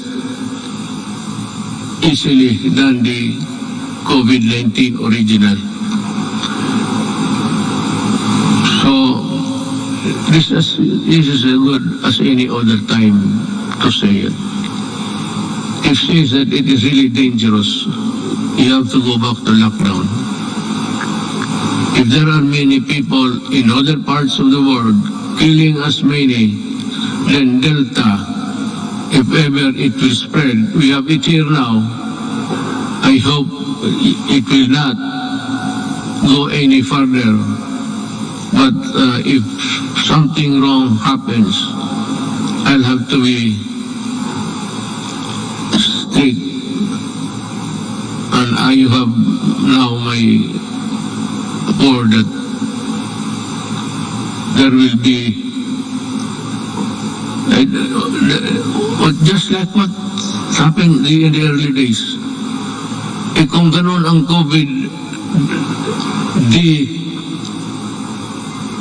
saan tayo pupunta? And if it requires a new vaccine, we do not have it yet.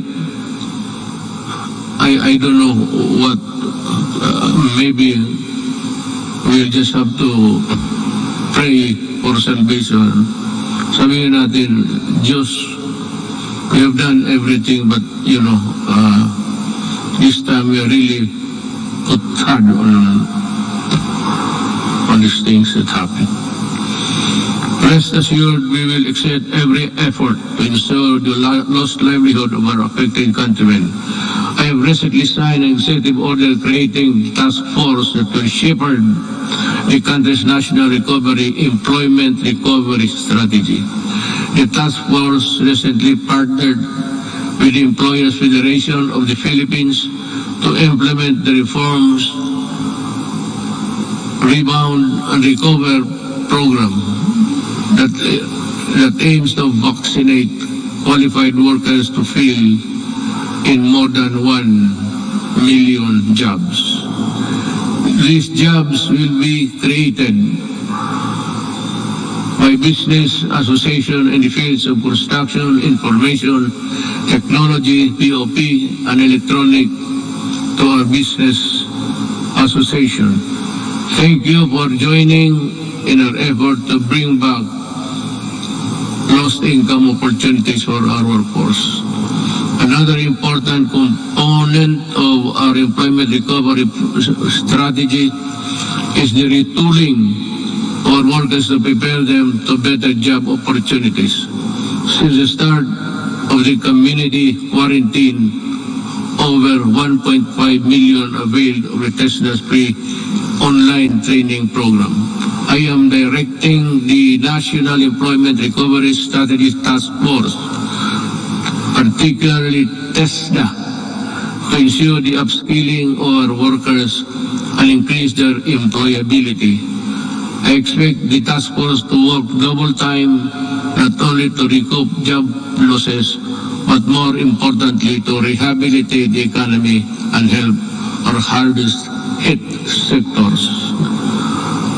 Through COVID-19 assistance, to Start Enterprises or CARES program, we released 988 million pesos worth of loans to over 14,000 enterprises, Bayanihan 1 and Bayanihan 2. We released 2.9 billion pesos worth of loans to over 12,000 enterprises, including our displaced OFW enterprises in the tourism sector, to help them start or sustain their business amid the pandemic. Along this line, I would like to renew my call to Congress to immediately pass the amendments of priority legislative measures such as the Foreign Investments Act, the Public Service Act, and the Retail and Trade Liberalization Act.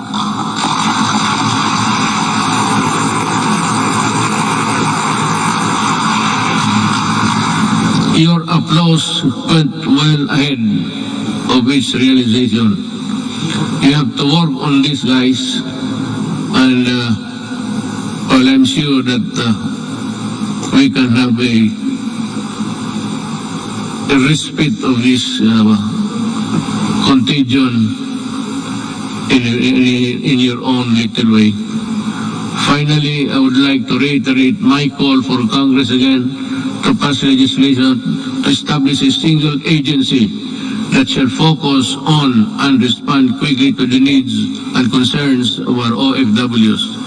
I pray that the next leaders and our future generations will not squander our natural resources and fight for the integrity of our environment in a manner fiercer and more effective than my administration had ever done. The pandemic has taken so much from us as a nation, but like other adversities that tested us time and again, it can never take our courage and resilience and the spirit of Bayanihan 1, or rather Bayanihan, and the value of the malasakit are now indelible in us Filipinos.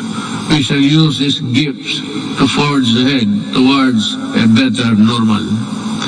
As we come to a point where the risk of COVID-19 transmission can, we to a certain extent, be managed, and I'm hopeful that we shall be united in forging ahead towards bringing the country back to its robust growth path. Let me end by adding this particular statements. We're on learning, education, and learning.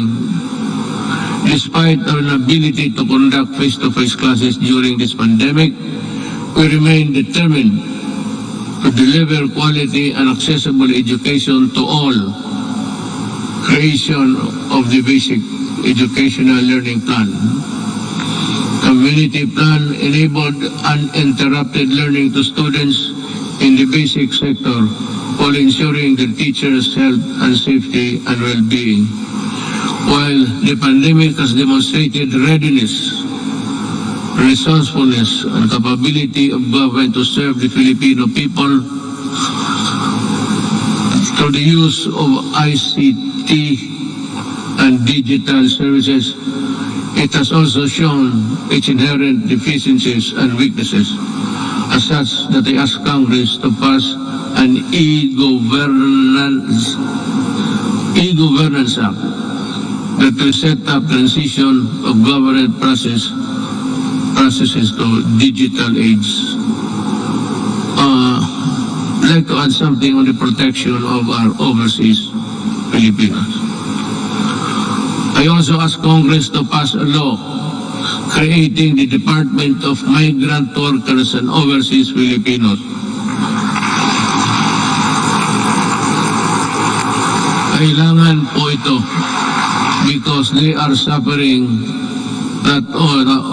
they suffered not only yesterday but they are still suffering now with so many inadequacies in both our government response and including the monetary assistance. To ensure that there is a department that is solely focused on addressing the needs and taking care of the welfare of our countrymen abroad. Before I end, let me also touch on the environmental protection. It has also been 13 years since the Supreme Court of Damos ordered the rehabilitation of Manila Bay. Unfortunately, no immediate substantial action to comply with the Supreme Court's order was undertaken until 2019, when this administration started its long overdue rehabilitation. As of May 2019, all illegally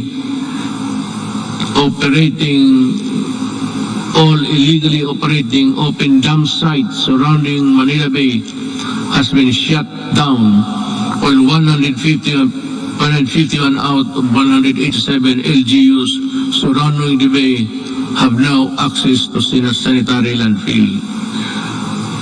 Establishments have been forced to comply with environmental laws and ordinances, while those who did not have been closed. As a result, pollutants have been greatly reduced.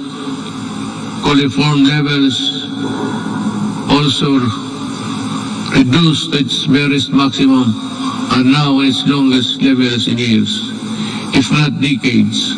I urge DDNR to sustain the efforts to continue working without the LGUs to restore Manila Bay to its former glory.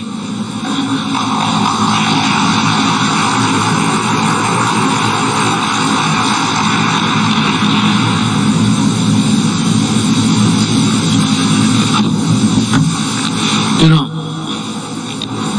just one little thing before we end. Yung pag-ano sa Manila Bay, where there is a corner where all of the garbage by current, the action of the current. Nandito marami sa likod ng Roneta.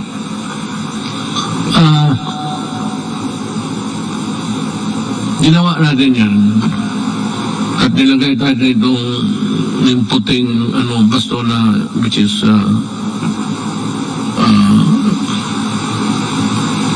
scattered into small pieces. Nawawala minsan yan because of the waves. So every now and then, we still have to replenish because we cannot change the nature of our shores. That is how it is. It is not a permanent fixture there to the form. It is there from the mountains and we break it down and bring it to the sea. But that would occupy that place irrespective of there is a high tide or low tide. Nakakatulong yan. At nawawala yan. And the only way to do it is to replenish it until we can think of a good alternative of how we can process the whole thing back to its normalcy. If there was really normalcy at that time or at any other time in the past. On the resilience, again, dinagdag ko na lang ito. So time is good as any other time again to ask you. In line with this, we hope to pursue the creation of public entities dedicated to managing emerging and re-emerging diseases, and thus fervently ask Congress to enact a law creating the Center for Disease Prevention and Control and the Virology and Vaccine Institute of the Philippines. We must, maski gaano natin kahirap, however poor we are, I think that the Filipinos, given the proper support and the things, the equipment that they have to use, we can, I am sure that the Filipino brain can also process or make vaccines in the future.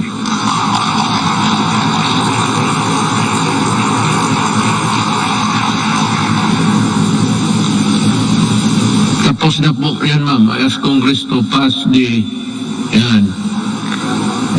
Disaster Resilience Act that will create a Department of Disaster Resilience. Let us also, pagkatapos ito, ma'am, ikaw yung unang tao na mag-congratulate sa akin, ha? Kaya ako nagka-utal-utal dito, dahil sa iyo.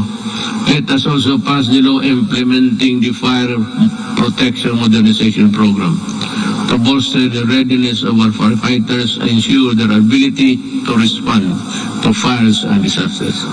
Related to this,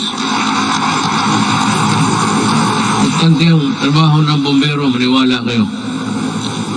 They must also be there during a disaster happening. Let us also push for the mandatory establishment of education centers in every city, province, and municipality throughout the country, which are providing basic needs and assistance to all evacuees during times of emergency. Now, there is now the conclusion. Ay, salamat. Potsang Duterte ito. The lights go out for this administration 11 months from now. The work that we started and expected to finish within constitutional time frame of 6 years has been told. Much was so far, but we need not despair. Desperation is a feeling alien to the resilient Filipino. A peaceful and prosperous Philippines is no longer a distant dream, but one that is within our grasp. If our future Filipinos would also do it, if they would continue and would seize the opportunity to work together, na malaki ang papasalamat ng mga kababayan natin, lalo na silang sinasabi na mas panatag ang loob nila ngayon. Hindi na nababahala ang mga magulang na lumalabas ang mga anak nila naglalakad sa gabi.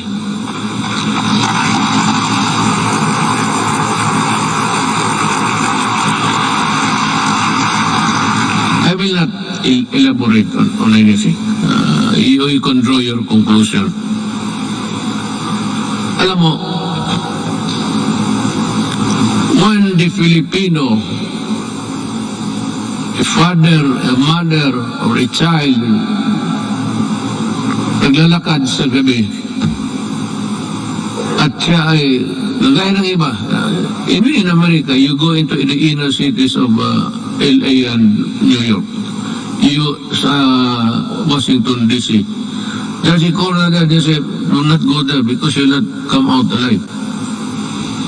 Ganon, kung hindi maglakad na sila, puro takot na lang ang nasa loob nila, ma-hold up sa jeep, tapos pati yung taga-ombudsman na buntis, patay pa, pati yung bata sa loob ng tiyan.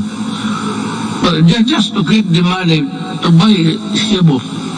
Because when the monkey is riding on your back, yung katawan mo hindi mo na maano. That is why you need to higop, sip. Kailangan mo maghigop at kailangan mong pumatay pag wala kang pera. Hindi naman talagang papatay. Maybe not. The mind is not ready for that. But in the struggle, you put up a struggle, if you have the owner of the money, talagang papatayin ka, huwag hindi mo ibigay. Yan ang ayaw ko. Kaya nung na-mayor ako sa Davao, ganito, mga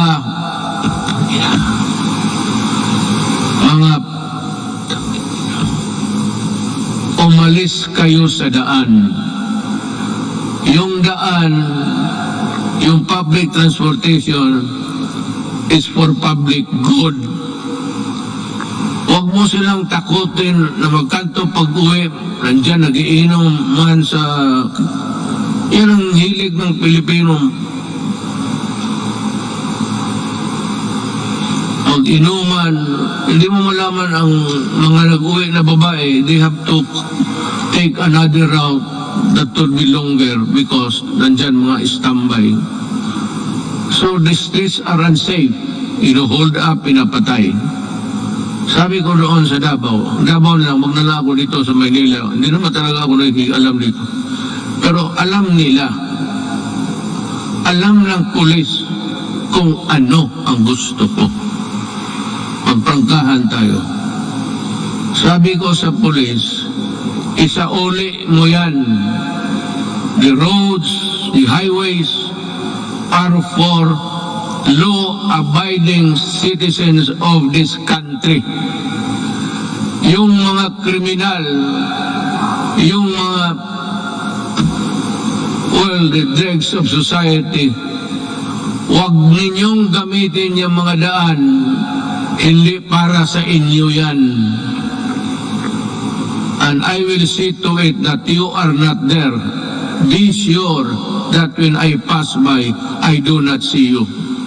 Because if I see you, I will dance with you. Isauli ko, kaya ngayon, medyo, hindi naman talaga, ba't yung mga sales girl, mga shopping center, panatag na ang loob nila, at least chances of being mugged, murdered, and raped. Yan ang ayaw ko. Pag malayo, nakahigop na, kunin yung pera, hilain doon sa medyo maliit na mga grassy portion, at papatayin. Yan ang hindi ko matanggap. Just like yung Pilipino sa Wikwi, I may be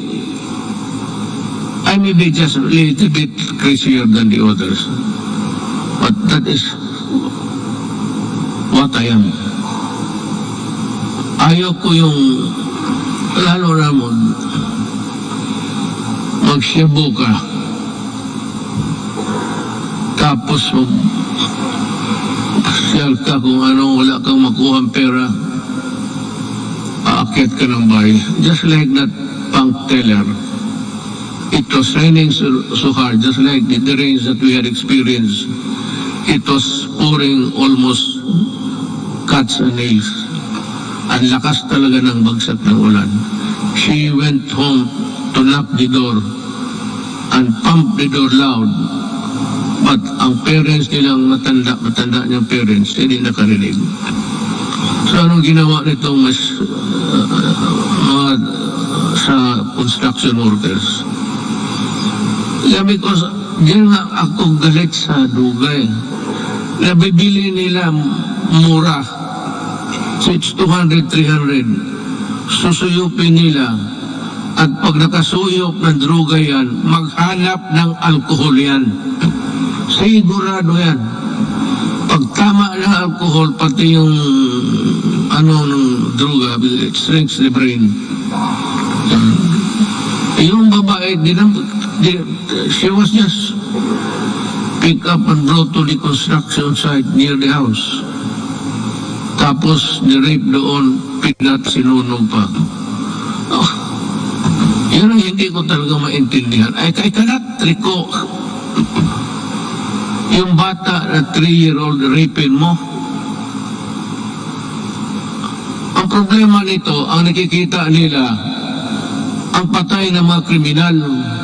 Well, how about the victims on the other side? Bakit hindi ninyo tignan and see what these criminals have done to our children, to our wives and daughters? May listahan kayo. Ang listahan ninyo doon sa namatay. Hindi ba kayo maligaya yan?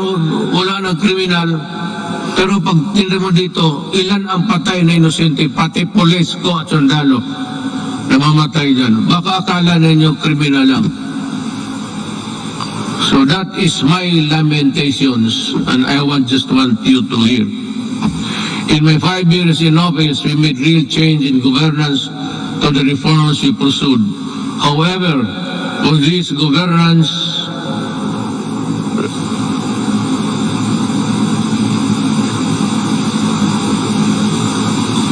must be sustained and broadened. We need to make, I'm just getting my ear. Naghihingal ako. Baka dito ako mamatay pagka-presidente. Iba na ang pitik ng ano ko ngayon. Ng kasing-kasing ko. Kasing-kasing esposo. To make every public servant responsive to the needs of the people and enjoin every Filipino to assert the right to demand malasakit from their leaders until everyone lives with dignity, well-fed, educated, healthy, secure, disciplined, and empowered to contribute to the national development. I will not be forever be president. But ang kulang sa Pilipino is assertiveness.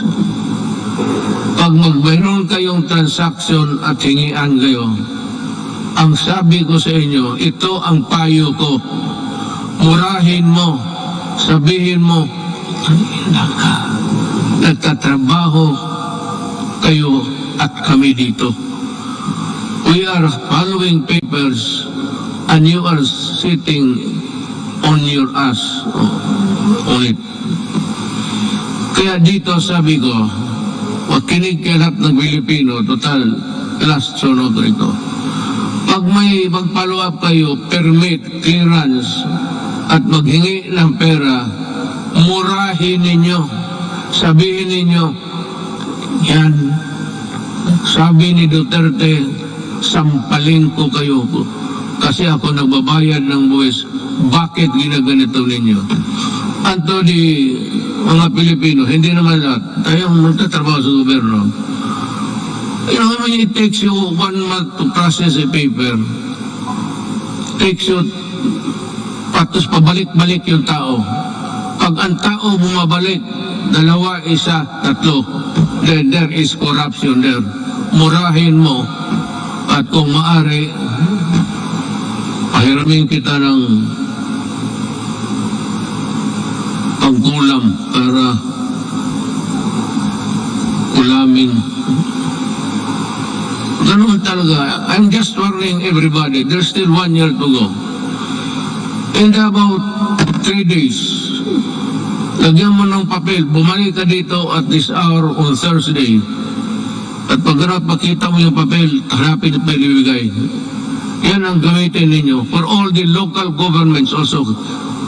In my cabinet, it's 30 days. Walang extension. All. Sabi ko, reduce the signing authority from 6, 7 to only 1 or 2. Yun ang kailangan nun. Hindi kailangan magpirma lahat ng empleyado dyan. 1 or 2, yung ibang mag-process lang. But if you cannot process it also in so many days, in Davao, if there is a clearance which is long overdue, hindi mo na pwedeng ibigay doon sa tao. Ibigay mo sa akin at tanungin kita, bakit inabot ka ng ganito? There's no other conclusion.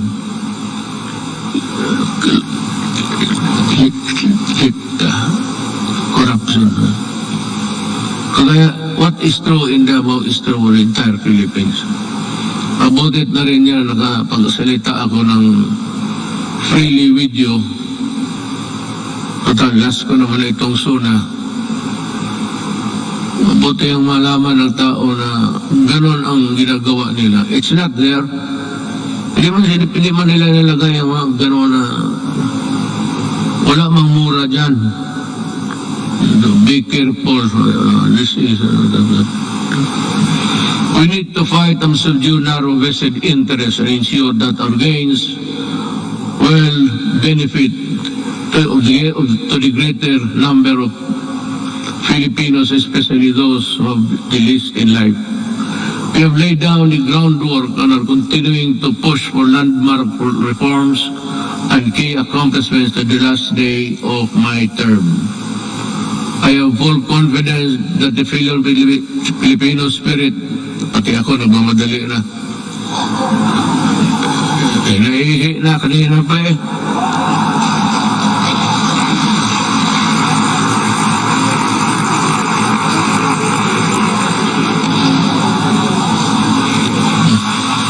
It's a natural human biology, so what's the big deal?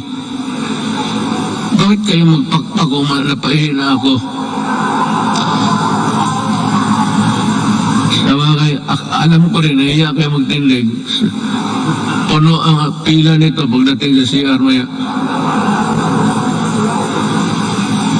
I have full confidence that the Filipino spirit will persevere and triumph together.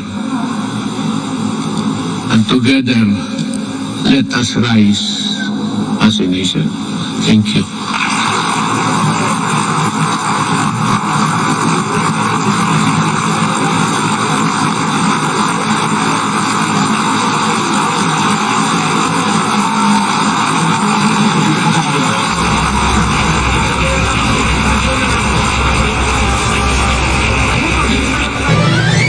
Sona ng Pangulong Rodrigo Roa Duterte, the DWIZ Special Coverage. Sa gitna ng pandemya, palakasin ang resistensya, siguraduhin ang 7 hanggang 8 oras na tulog, kumain ng masustansya, at manalangin. Isang paalala mula sa MX3. Be extraordinary with MX3. This is Greg Spejo, your captain speaking. Maligayang pagdating sa Pilipinas. Taos puso po akong nagpapasalamat at nakasama ko kayo sa aking huling paglipad. sa aking may bahay at sinamahan niya ako sa pagkakataong ito. Sa 35 years sa serbisyo, ang tanging sekreto ko ay ang piloto ng aking buhay. Si Jesus. Gabay ko ang Colossians 4:2. Maging matyaga kayo sa panalangin, laging handa at nagpapasalamat sa Diyos. MX3, tagapaghatid ng magandang balita. Ngayong pandemya, alagaan ang kalusugan. Uminom ng 8 hanggang 12 baso ng tubig at regular na mag-ehersisyo. Huwag kalimutang magsuot ng face mask at face shield kung lalabas. At ipatupad ang 1 hanggang 2 metrong distancing. Isang paalala mula sa MX3. Be extraordinary with MX3.